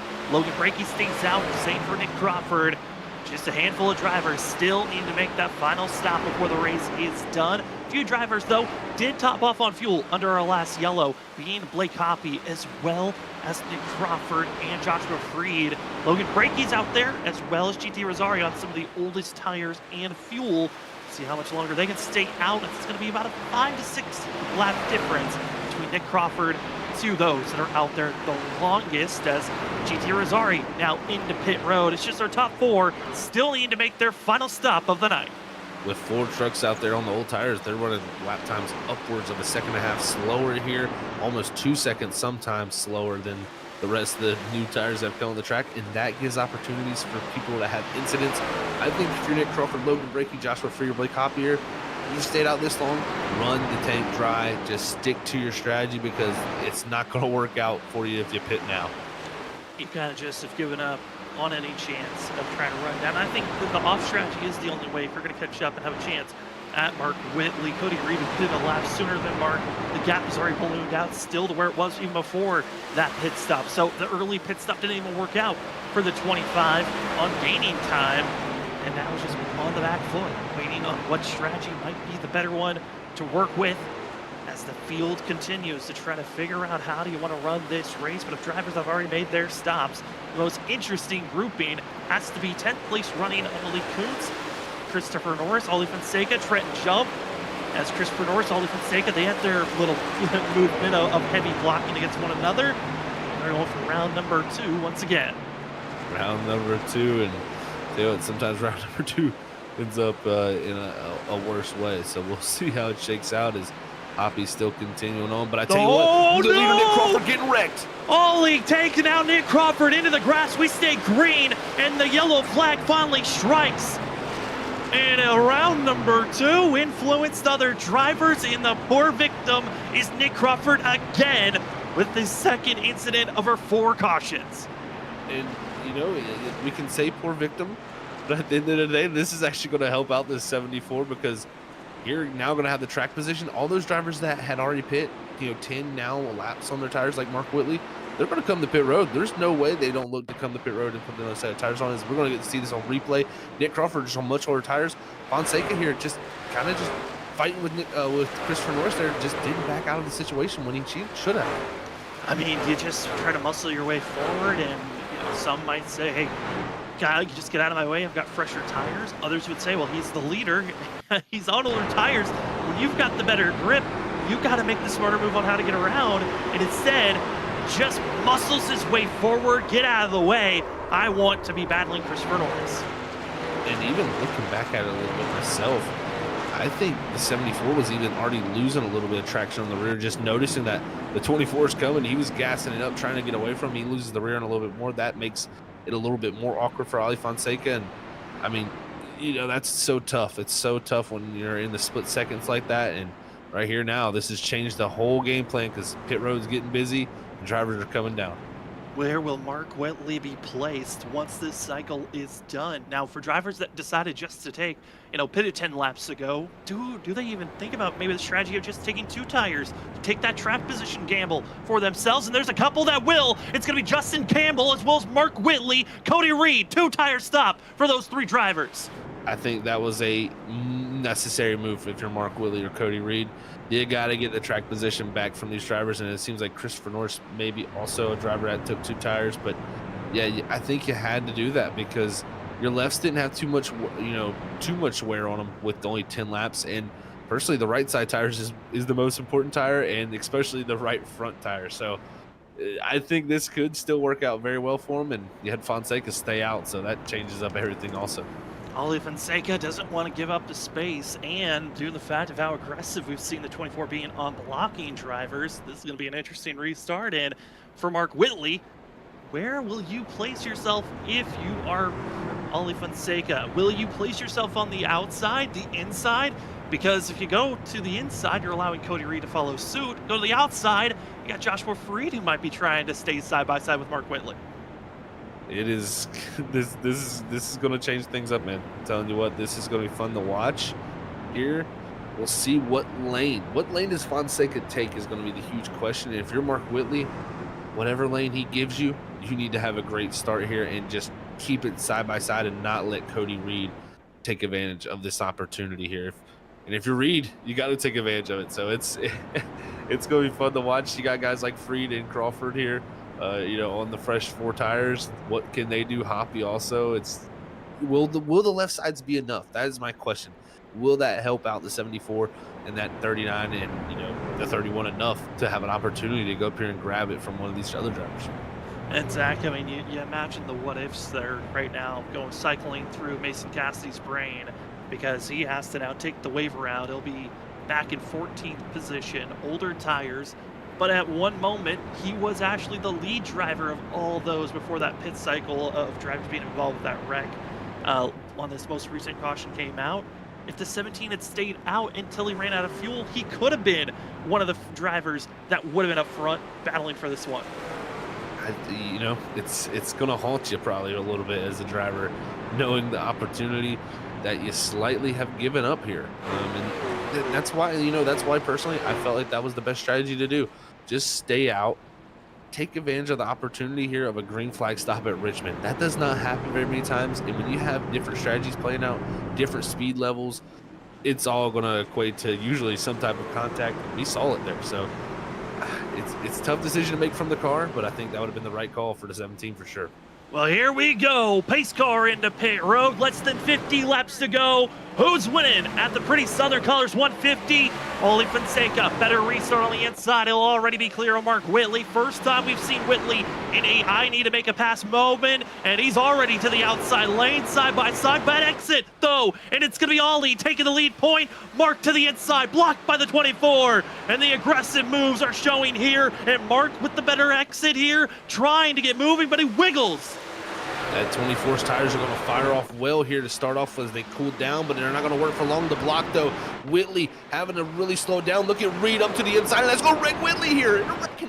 Right in front of the field. Watch out as everyone's trying to scatter to get around. Spun around. It's going to be a few others. And the aggressive tap of Cody Reed. The blocks by Ollie. And Mark gets spun around. Oh, man, this has opened up the door. The aggression, as they say, is picked up to a new level. And man, oh man, this is going to have playoff implications possibly if only Blake Hoppy can get up here and win possibly. I mean, we'll have to see if he can get top 20 points, but let's get a replay of what happened at the aggressive block from the 24. That checks the 77 up here, Sam. That 25, look at him cut under onto the apron. He thought he saw the opening, he saw the opportunity, and I don't think Whitley thought he was going to, be there. The 25 washes up off that apron. And unfortunately for both of them, they spin cycle around. Looks like Joshua Freed, he's just going to skirt by on the outside here and do a great job of it. Go high, go low. Nick Crawford trying to go down below. Blake Hoppy, nowhere to go. Hard right into the 77. Justin Smith giving a little bit of a T-bone. And also seeing Mason Cassidy spun off the nose of Kyle Rochelle going for a massive slide. It's the 17.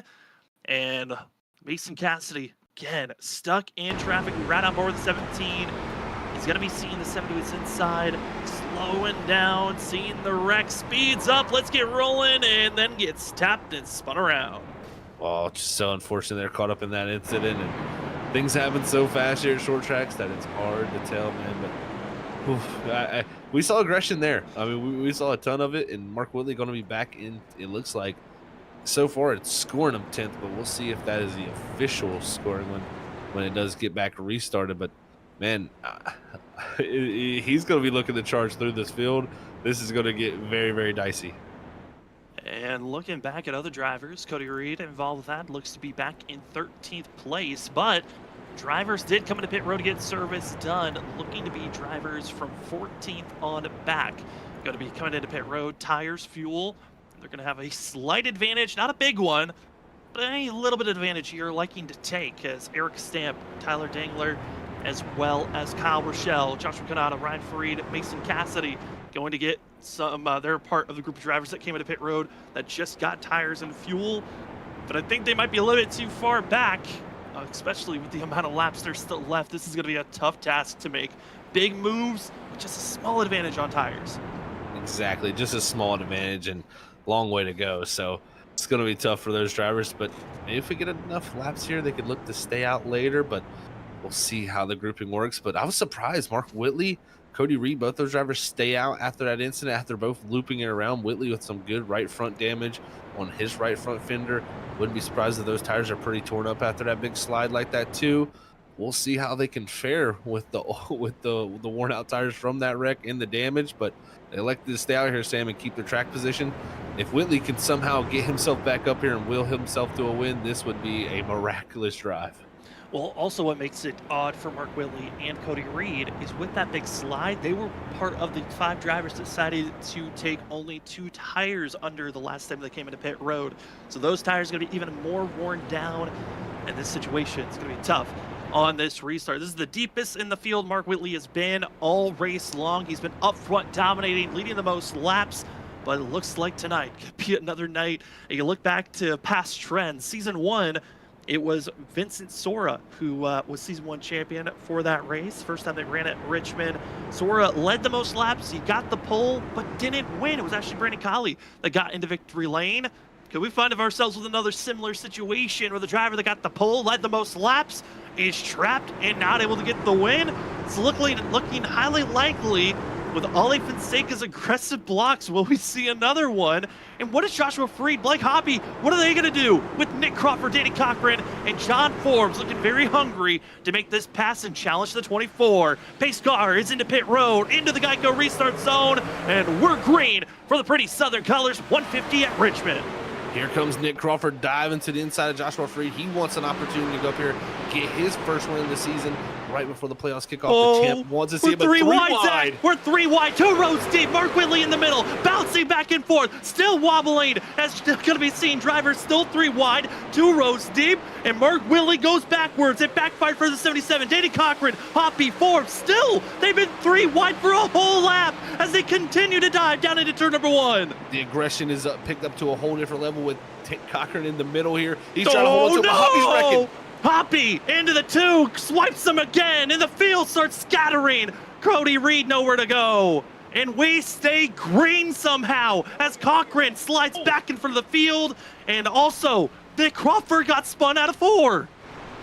Joshua Freed and Nick Crawford make contact off of 4 as the yellow was coming out. And I think Nick Crawford should be able to get his positions back because it happened after the yellow. We'll have to see. But man, oh man, Sam, the 31 there had an issue off of 2, and that right there with the 3 wide action, when you have someone get into the wall like that and get loose, it's going to play out like that. Driver bringing out the yellow, the 2 of Danny Cochran, and he just became a pinball after the incident between himself and Hoppy getting loose here off the exit, clips the 2, and there they go. It's just utter chaos at that point. Everyone's scattering just to find space.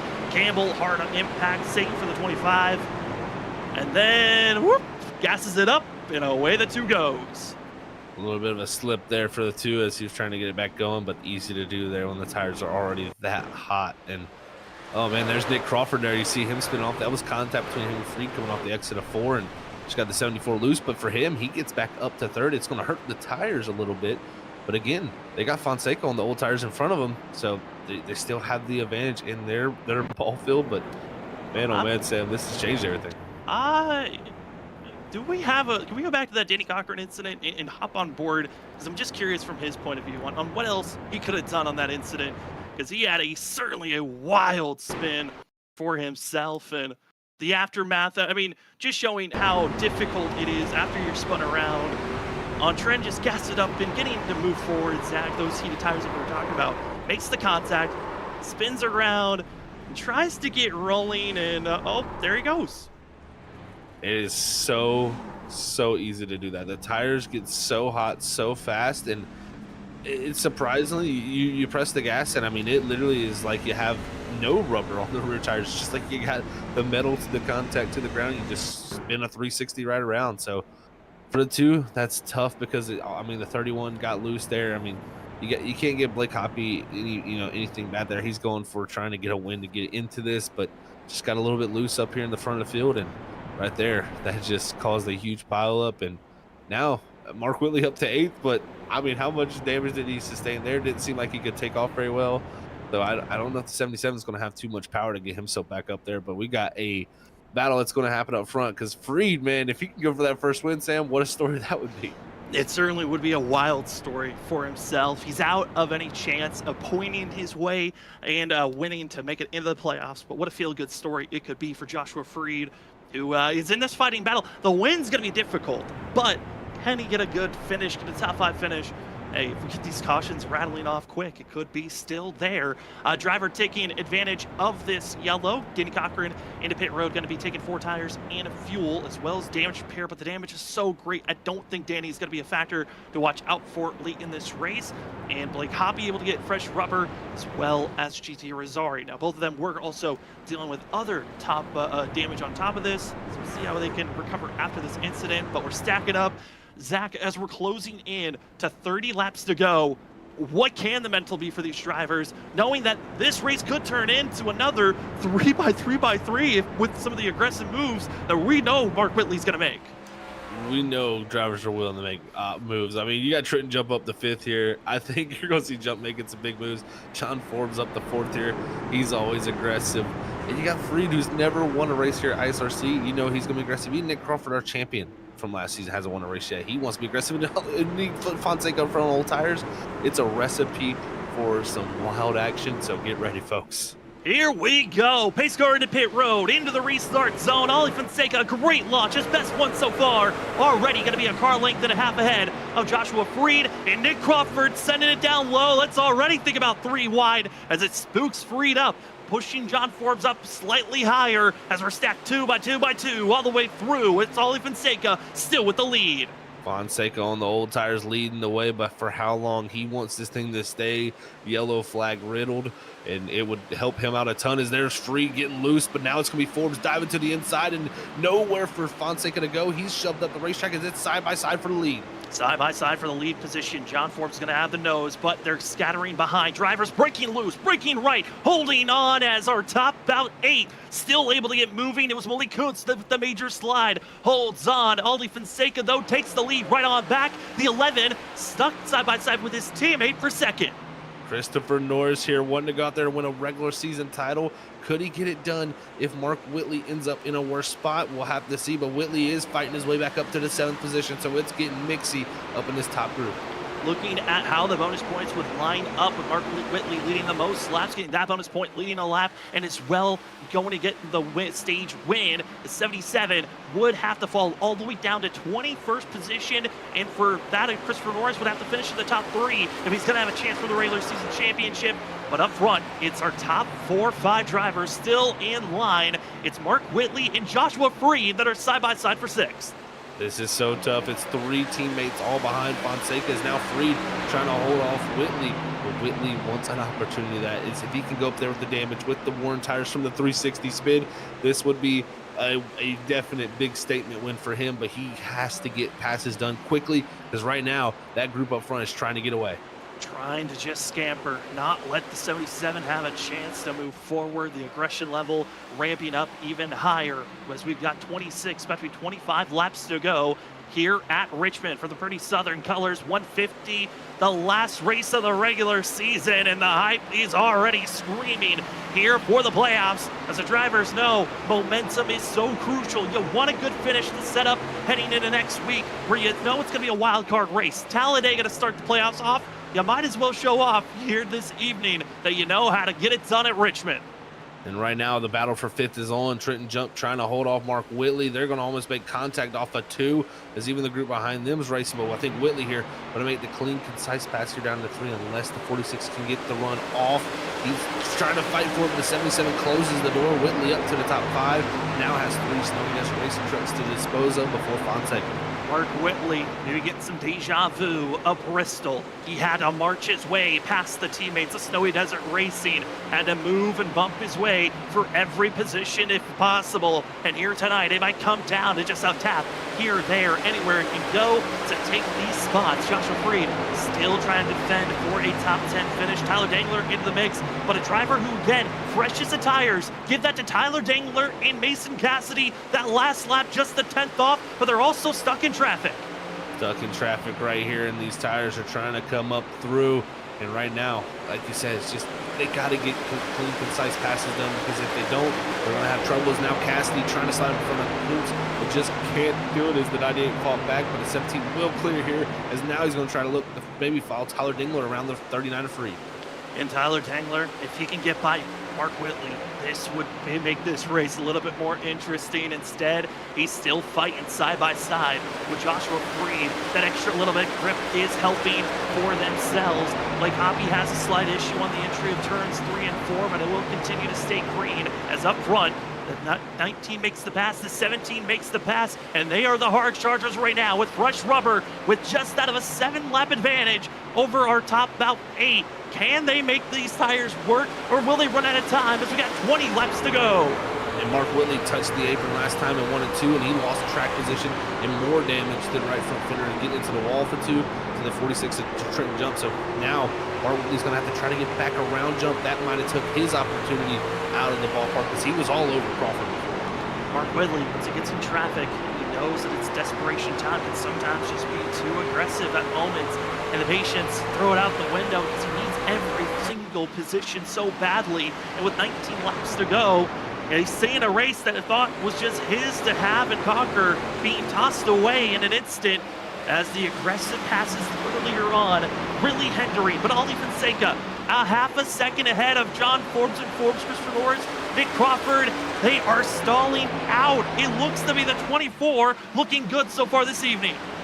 I am so impressed with Ollie right here. This, I mean, so unexpected, man. With the older tires, he has fought these guys off, has built the gap, and Christopher Norris has been all over his teammate John Forbes, just hasn't been able to get a full nose to the inside. I think the 38, if he can get past this 11, has a better opportunity to go up and get the 24, but the 11's just been picture perfect on exits. We'll see at some point this push come to shove with the two teammates. I mean, you've got so many different storylines. John Forbes trying to get back-to-back, become the second driver to have a multi-time winner this season. Christopher Norris won the first race of the season. He's hoping to prove that he can win at these non-playoff tracks. And then Nick Crawford trying to beat the championship curse in fourth. Same for Trenton Jump. A Jump has been a lot more consistent in recent seasons. And the leader right now, Ollie Fonseca, the last time he won was the first ever time he won an ISRC Truck Series almost a year ago, September 12th, 2022 at Dover. Could Ollie be, just a year later, finding himself in a position to win right before the playoffs? This could be a huge opportunity for the 24 and heading to Atlanta, where he led over 80 laps last season. He led the most laps at that track and looked so good till he unfortunately lost that win late to Trenton Jump. So we'll see if this is able to help to get some momentum. But here it is, the new tires trying to come through as Tyler Dingler trying to set up Kyle Rochelle and move himself up to 7th, because then it would just be Mark Whitley ahead in the rest of the group. Trying to make these passes, you have to be quick and efficient. 14 laps to go, and just every pass is just getting more and more difficult for Tyler Dangler. The tires are plateauing. The advantage no longer as bountiful as they were before. Instead, it's just a grueling one pass at a time. And for Mason Cassidy, his chances of winning here tonight and booking his ticket into the playoffs, it's looking grimmer and grimmer as Tyler Dangler and Kyle Rochelle continue to be stuck side by side. We got a truck stopped on the apron. It's been for a whole lap here, Cody Smith, and he still has not reset. I just don't understand what the 7's doing here. You need to get off the track, man. You have to get off the track, might get disqualified, and found himself again similar situation as what brought out a first wreck. Overcorrected, broke his vehicle, and still able to take the tow, so we will not have to worry about this race having a caution because of a parked vehicle. We continue to stay green with 12 laps to go, and you're seeing the march of Tyler Dangler. Mason Cassidy stalled out, wasn't able to get by Kyle Rochelle, but the battle for second might be working up a little bit more aggressively. Christopher Norris, John Forbes, do you make the call, maybe the switch to try to run down Ollie? Well, right now they are slowly chipping away. It's down to less than a half a second. They are slowly getting there, Sam, and we've seen Fonseca struggle a little bit on the longer portion of the run, so that's been his weak point. Has he burned up those tires? He's got the older ones. Has he overworked them yet? We'll see if John Forbes can get up here and, like I said, go get that second win in a row. That would be huge for him, as his teammate there, Christopher Norris, sliding big off the exit. Is the group behind him is falling back with Nick Crawford, Trenton Jump, and Mark Whitley getting into it. Trying to find any little bit of progression, a little path positioning to make the pass. It doesn't look like it's setting up for the front three on any big moves. They'll fall back to this battle for fourth. Nick Crawford, Trenton Jump, still on top of one another. If we're going to see a wreck, it might be happening back outside of the top 10. Malik Kuntz, Joshua Kanata are side by side. Ryan Ferraro, Eric Stamp, they're side by side. And with 8 laps to go, Ollie Fonseca's crossing his fingers and just banking on this race to stay green. He's doing a great job right now, opening the gap. Fastest car in the top 5 for him. That is amazing to see for the 24. The only thing he wants to see now is that white flag, because he knows that's going to be official, and all he needs to do is get back one more time around. But 7 laps to go for Fonseca. This group back here, we could see a yellow at any point, though. It's Still side by side, aggressive racing happening for one another. Tyler Dangler and Kyle Rochelle going for another round to see if the 19 can make the pass on the 21. It looks like he'll finally have an opportunity as Tyler Dangler. Mason Cassidy is one of the fastest drivers on track, but he just cannot get past the 19 as they continue to stall out, losing ground and touch to one another. As Joshua Kanata, Malik Coates, they continue their bickering back and forth on who's going to get that 10th place position. This is some great racing going on here, and Tyler Dingler fighting hard for a top 7 position right now, and it's been a great season for Tyler with those top 10s that he wasn't able to produce the season before. He's going to have a good opportunity to maybe go into that round of 12 here in the playoffs in these next few weeks, since he's made it clearly to the playoffs, but still trying to make a pass here late in the race with those fresher tires. His best finish, Auto Club, 5th place. Take away that one, 9th, 10th. He's gotten a couple of top 10 finishes and trying once again to grab another top 10 to be his 5th of the season. What a swing of last season to this season. Had 0 top 10s and going into the playoffs. Last season, it still made it. Was actually the only driver to do that stint this season. Now he's about aiming for his 5th, and it is looking solid for himself. As Mason Scott Rochelle side by side for 9th place, but with 4 coming to 3 laps to go. Ollie Fonseca, he'd been blocking and being aggressive and a thorn in the side of many others early in the race. He waited for the chance, the opportunity, and it laid right in front of him. Once Mark Whitley and Cody Reed make contact, and now the 24 just has to hold on for 2.5 laps. 2.5 laps, Sam, and right here's when the nerves start to kick in. You know, you only got less than 2 miles here as he's going to cross the line for 2 to go. But all it takes is one slip up to give Forbes that opportunity to get close enough to use the bumper. But Fonseca is going to try to do his best to make sure that doesn't have an opportunity. Trying to close in. It's now down to 3/10. The difference between 1st and 2nd. Can it be close enough to maybe use the bumper, or will they just be civil on trying to finish on where they're at currently? Exit at turn 4. The white flag is in the air. It's your lap white flag for Ollie Fonseca. Here we go. One more lap for the 24. Can he get through 1 and 2? That's going to be the key. A little up the racetrack, but turns it down on exit to get the good straight run off. Has a good drive off through the middle and has a great job down the back straightaway. He's been fighting for consistency. Last season, he made the Final 4. The season before that, he got his first win. Season 5, Ollie Fonseca's back into victory lane a year later. And now the 24 with the highest and greatest momentum built into the playoffs. What a job from Fonseca there. Took advantage of that yellow flag, stayed out. I'm still flabbergasted that he's able to hold off these drivers and just do an excellent job like that. That was well played from Ollie. Took control of the race and never gave it up from that point. Teammates coming over, friends as well, giving congratulational bumps as Snowy Desert of that of John Force, Christopher Norris, Nick Crawford giving the taps, and Mason Cassidy as well. As the 24 gets to burn it down, Ollie Fonseca enjoying the show. What a great job by himself in becoming the 9th different winner of the regular season out of the 11 races. Congratulations and welcome to the playoffs for these drivers. As the 24 gets to burn it down, we will step away. When we come back, we'll talk to our top 3 and a spotlight driver right after this.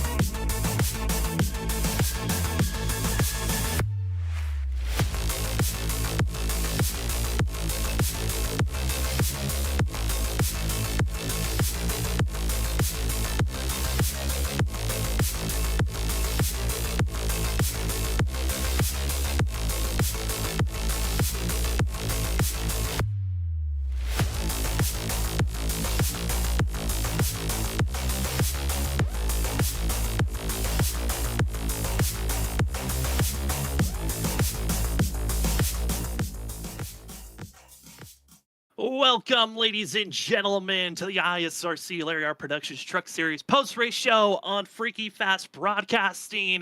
Race number 11, the last race of the regular season, is in the books, and grabbing his second career win in the ISRC Truck Series goes to Ollie Fonseca. Ollie, congratulations on your second career win, and also with it being almost a 1-year anniversary from the first time you won.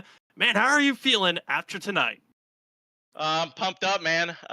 Finally got the monkey off my back. I feel like it's been a while, like you said, so it's pretty awesome. And I'd done a lot of practice this week for this race, and I was really hoping that tonight might be the one. The last few weeks haven't been very kind to me in the ISRC, and it's just been so long, especially when you're running up front constantly and just can't quite seal the deal. So, yeah, it's definitely a big accomplishment, and I owe it all to my team and Brandon and those guys, and it's definitely really good momentum going into the playoffs, so it's pretty awesome. Well, yeah, I tell you what, man, congrats on the win. That was awesome to see for yourself there at Richmond, right? Like you said before the playoffs, that's some great momentum builder for that next round for you. But take us through that decision to stay out, man. You were the only guy that elected to do it, and it seemed to pay out really well. Yeah, so that before that pit cycle happened there, I'm not gonna lie, my right rear was screaming at me. I was starting to lose a lot of ground, and Brandon, my team, just kept on reassuring me, look, just stay out a little bit longer, just a little bit longer, and we'll be good. And so I actually stayed out a little bit longer than some of those guys that pit before me. So I only had about 12 laps on the tires, which was enough for me to just be willing to try to roll the dice because I knew I didn't have it quite on raw speed. Whitley just he was gone, man. I just didn't have anything for him at the beginning half. So when you don't have the raw speed, you gotta look for other ways to try to win the race. So that's what we tried, and those few heat cycles after the green flag went out definitely helped out. And it all just panned out. I mean, Ollie, with this win, you now are solidified to get some playoff bonus points to work with going into the playoffs. How are you feeling about this season? You made the Final Four last season and almost got the championship. What's the confidence level now with grabbing this win at Richmond and heading into the season 5 playoffs? Oh, I'm at 110%, buddy. I'm ready. I'm ready to get back in the Final Four and have another shot at it. That's why we do this, and that's why we drive as hard as we do. So yeah, I'm just excited to have another opportunity for that, and just to go into it with as much momentum as I have right now. Well, we are so proud of you, Ollie, on getting the win here tonight. And before we let you go, the floor is now yours for any shout outs. Yeah, I got a ton. First and foremost, my friends and family, my parents, everyone watching, I appreciate it. It's been a long time since y'all got to see this, so I really appreciate you guys sticking out and watching me week out. And of course, my spotter Brandon just did an amazing job coaching me lap after lap tonight, making sure I was hitting my marks perfectly. Those last 40 laps were pretty stressful, and he was right there in my ear the whole time, so I appreciate that. Danny, Dakota, Mason Cassidy, Justin Campbell, all the guys in my team chat that I'm racing with. It's a pleasure to work with those guys. And then, of course, I got to thank my sponsors, Larry Arts Productions on YouTube, and of course, Hot Lap Threads. You can use my code OF24 for 10% off discount. The merch line is coming soon. And yeah, I don't think I missed anything. Well, Ollie, congratulations on this win and good luck heading into the first round of the playoffs. Thank you, sir. Well, that is your winner here tonight, Ollie Fonseca in the 24. As we head down to second place, we bring in the 11 machine of John Forbes. Thought maybe you could close in the gap, just not enough time. John, it's Sam and Zach up at the booth. Congratulations on second. Man, how are you feeling after tonight's performance? Yeah, it's a little bit plus, a little bit negative. I really had no speed coming in here, qualified like 15th, and the car just came around, or the truck just came around as the run and the night went on. Left my brake bias a little bit higher than I think everyone else did. And yeah, the clean air was a big difference once we got up towards the front. And that last run, I thought I was going to be able to get Ollie there because he had no tires, I had two. And I tried the top, I think with like 5 to go, and lost like 2/10 there, and then he really fell off with 2 to go, and it just didn't have enough time. Needed it. Probably one more lap, I could have gotten him. Well, John, I tell you, it was a valiant effort, my friend. It was very fun for us to watch up here, but you decided to take those 2 tires like you alluded to there. And how did that change the balance, or did it have any effect really on the truck at all? I would say it was a little bit looser, maybe a little bit more than I wanted. Just because I took two because going off of how the runs were going through the whole race, I was just firing off really tight with my brake bias. I just could not have enough, couldn't get it low enough for how I wanted it, but it really started to come around in the long run. So I thought I'd play around with it, take two tires, and see how if it would help us. And yeah, I mean, towards probably the last like 3 or 4 laps, it was all right. But it was just way too loose to start off that run, so I just couldn't get him. Well, John, you still get a second place finish, still a solid season for yourself. You got your win last week at Chicagoland. We're now heading, 2 weeks ago at Chicagoland. We're now setting up for the playoffs. First round, Talladega, 2008 configuration at Atlanta. How are you feeling about this first round? Yeah, I mean, I love Talladega. It's going to be staying out of trouble is me the thing, but I plan to run up front all race long, so really looking forward to going there. Yeah, that's probably just like just a lot of people don't like those tracks, but I look at them and go, all right, this is a good shot for us. I seem to always run up front there, and most of the time find the way through trouble. So, and then Atlanta is going to be, I mean, almost kind of the same thing. The first like 20, 30 laps there, just side by side, 3 wide. So that's gonna be a pretty fun race too. And I'm just looking forward to the fall off there that we always get. So yeah, this first round, I'm not too worried about. We got ourselves in a good position points wise compared to where we were when I'd be talking to you guys about 6-7 weeks ago. So yeah, it's definitely been a big comeback season here, and definitely have some momentum going into the playoffs with a win a couple weeks ago and a second place tonight. So yeah, just looking forward to it. It's gonna be a good run. Well, we can't wait to see how you're going to perform, John, going into the playoffs. But before we let you go here tonight, the floor is now yours for any shout-outs. Yeah, I just want to thank all the friends and family watching tonight. Definitely put on a good show for everyone. I want to thank JDF Performance Mods for hopping on board, and we got Hot Lap Threads, Danny's little thing going on here now, so I want to appreciate him for that. I want to thank Block Tech as well, and my brother for always putting together some great schemes. I want to thank you guys for putting these on every week, and looking forward to the playoffs now. Well, we can't wait to see how you perform in the playoffs, and congratulations once again on a second place finish. Well, good luck, John, next week into the playoffs overall for yourself. Thank you guys. Well, from second place, let's go down to third place to Christopher Norris, who could not get his way past his teammate, but still a solid night. We got the 38 with us. Chris, it's Sam and Zach up in the booth. Congratulations on third. I mean, you've had some pretty solid runs throughout this season. You come up in looking like second in the overall points. How are you feeling after tonight's performance? Well, points wise, it's static because that reason, but honestly, I'll play it the truth. A little bit irritated.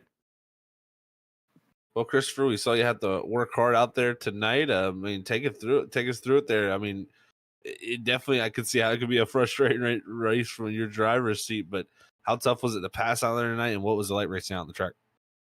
In the beginning, I know we gained a few spots, fell back a few spots. It was a little bit iffy there. When we first passed Trenton, which was my first pass there, I believe, it wasn't that hard. I mean, you just had to get yourself to build up a run, wait for them to make a mistake, and hope they got tight off a turn or something to get the pass done. But I mean, overall, it wasn't terrible. Of course, we had guys who went 3 wide on a restart, which there's nothing wrong with that, in my opinion. If they played it safe, didn't cause a wreck.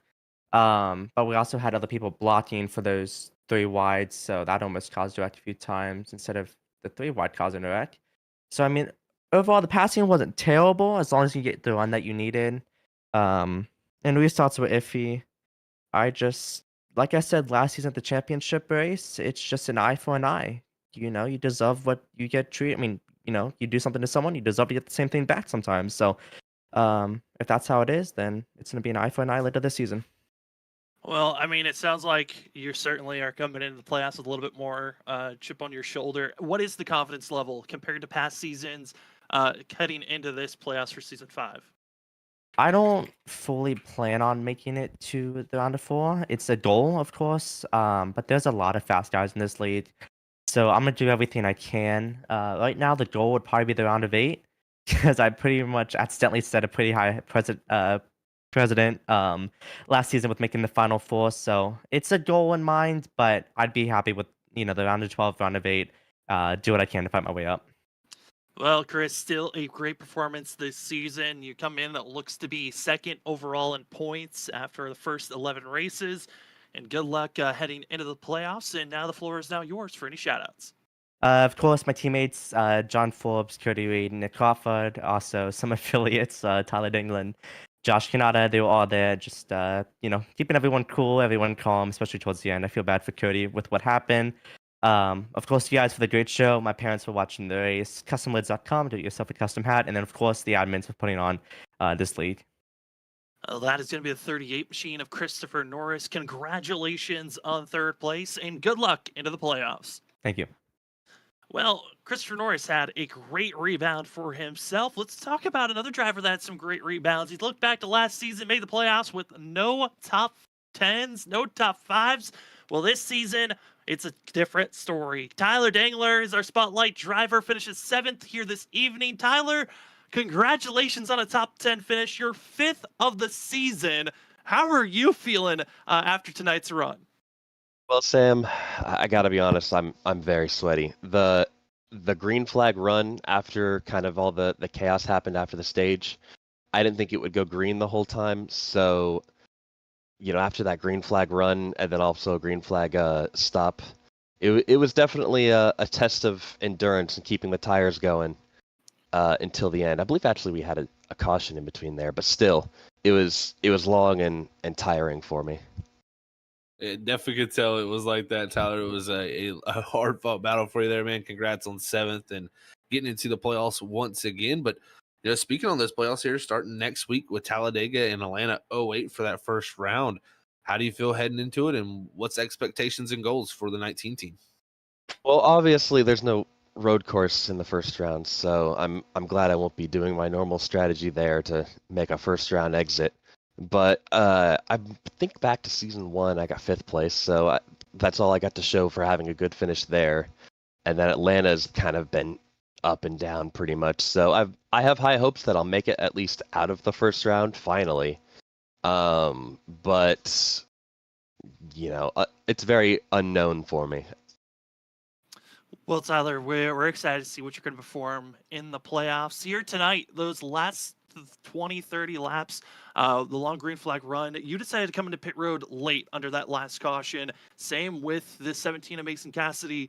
Now, what was it like driving through the field with the slightly fresher tires and marching your way into the top 10?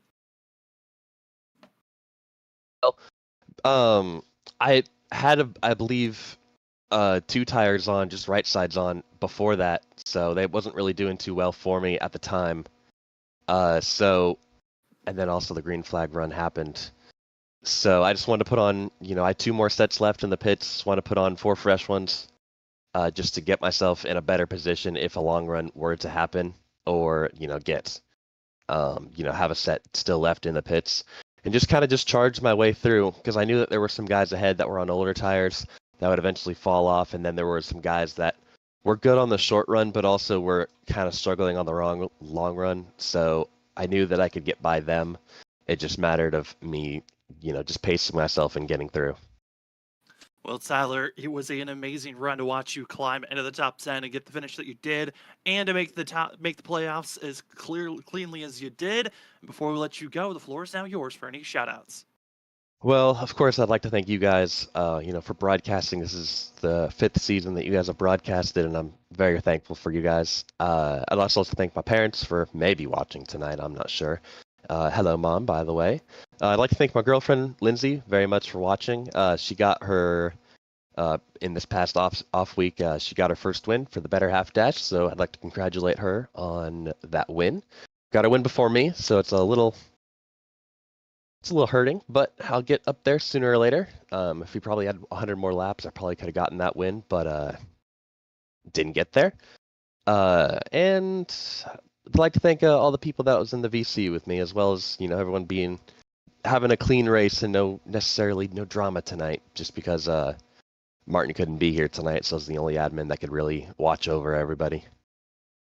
Well, Tyler, it was an incredible race to watch. Congratulations on a top 10 finish here this evening, and good luck in the playoffs next week. Thank you, Sam. Thank you, Zach.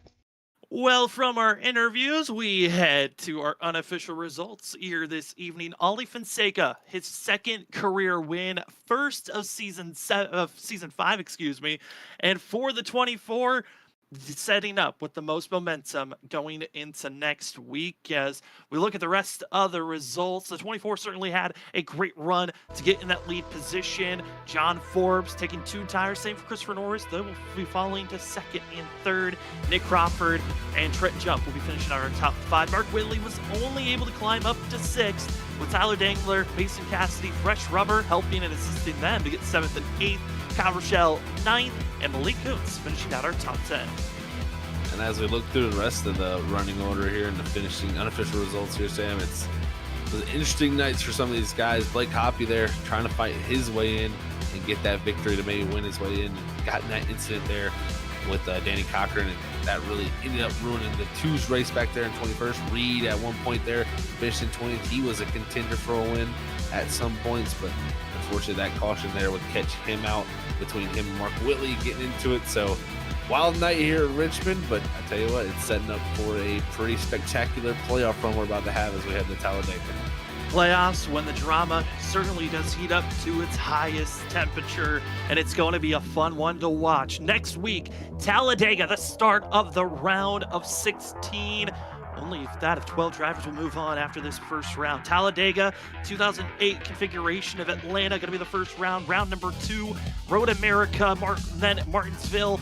Round number 3 will be Rockingham in Iowa to set up the Final 4, challenging at Homestead, October 23rd of 2023. Going to be the last race of Season 5. Crazy to think, Zach, the regular season's now done, and it's time to think about the playoffs.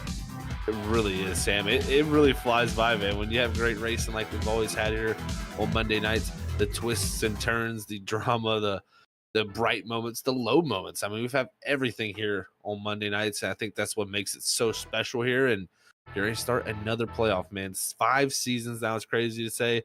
And will we see a 5th different champion? I think there's a good possibility. With Mark Whitley still not having a championship, I think he's the favorite if I'd had to pick one heading into the playoffs. But I tell you what, there's going to be so many hungry drivers in that top 16. And the first round, you never know what could happen. Talladega to start it off. If it goes wrong for one of them top guys, it could be a very interesting night heading into Atlanta for that second race in that first round. We may see some upsets. Now we certainly could. Well, for tonight, thank you so much for joining with us. If you enjoyed the coverage that we give here on Freaky Fast Broadcasting, please remember to hit that subscribe button as well as hitting the bell notification button to be notified when we go live or upload any of our variety of content pieces. And what also helps out the league, remember to like the videos, share them, also commenting. It's the biggest way. Let us know what you thought about the race down in the comment section of our videos. Thank you so much for joining with us here this evening. And if you'd like to see more racing coverage, well, we've got you covered as tomorrow night, the Full Send Racing Series in the Xfinity car head to Road Course Racing as they're going to the Circuit de Spa, as it is going to be an incredible Xfinity cars at one of the biggest road courses you could think of. It might be a long race, but it's going to be entertaining to watch. Then on Wednesday, WSSR take the Gen 4 machines to Dover. How will the short track on the concrete handle the Gen 4 car that's been very much of a handful? We'll have to find out Wednesday night. Then let's head international. We went international on Tuesday. Thursday does it as well, as the Stars and Stripes Racing Series heads to Twin Ring Motegi to Japan to see how they're going to conquer in the Gen 4 machines. Certainly an exciting week of racing, Zach, for these drivers. Oh, I'm so excited, Sam. Unfortunately, I get to take part not only as a driver and a commentator, so I get to see both ends of it, and it's going to be an exciting 3 nights. So, I mean, I already had playoffs conclude here, regular season conclude here with playoffs gearing to begin on Monday nights, and I know Wednesday nights are close to their playoffs, and Tuesday nights and Thursday nights they're gearing up about halfway through their regular season. So things are heating up. We're getting some interesting tracks on the schedule with 3 completely different types of racing going on for the rest of the week. Well, just like that, a regular season is done. 16 drivers are logged in. They're still calculating the points, so we can't give you the official who's in and who's out. We presume the 16 drivers that were starting coming in tonight are going to be the 16 drivers that will make it into the playoffs, but we will give you 100% confirmation next week at Talladega, the start of the Season 5 playoffs. Can't wait for it. But for tonight, for myself, Sam Dyer, Zach Hall, Robert Moyer Jr., and everyone else here at Freaky Fast Broadcasting, thank you so much for joining with us. We will see you tomorrow night as the Full Send Racing Series head to Belgium with the Xfinity cars. That will be our next Freaky Fast broadcast.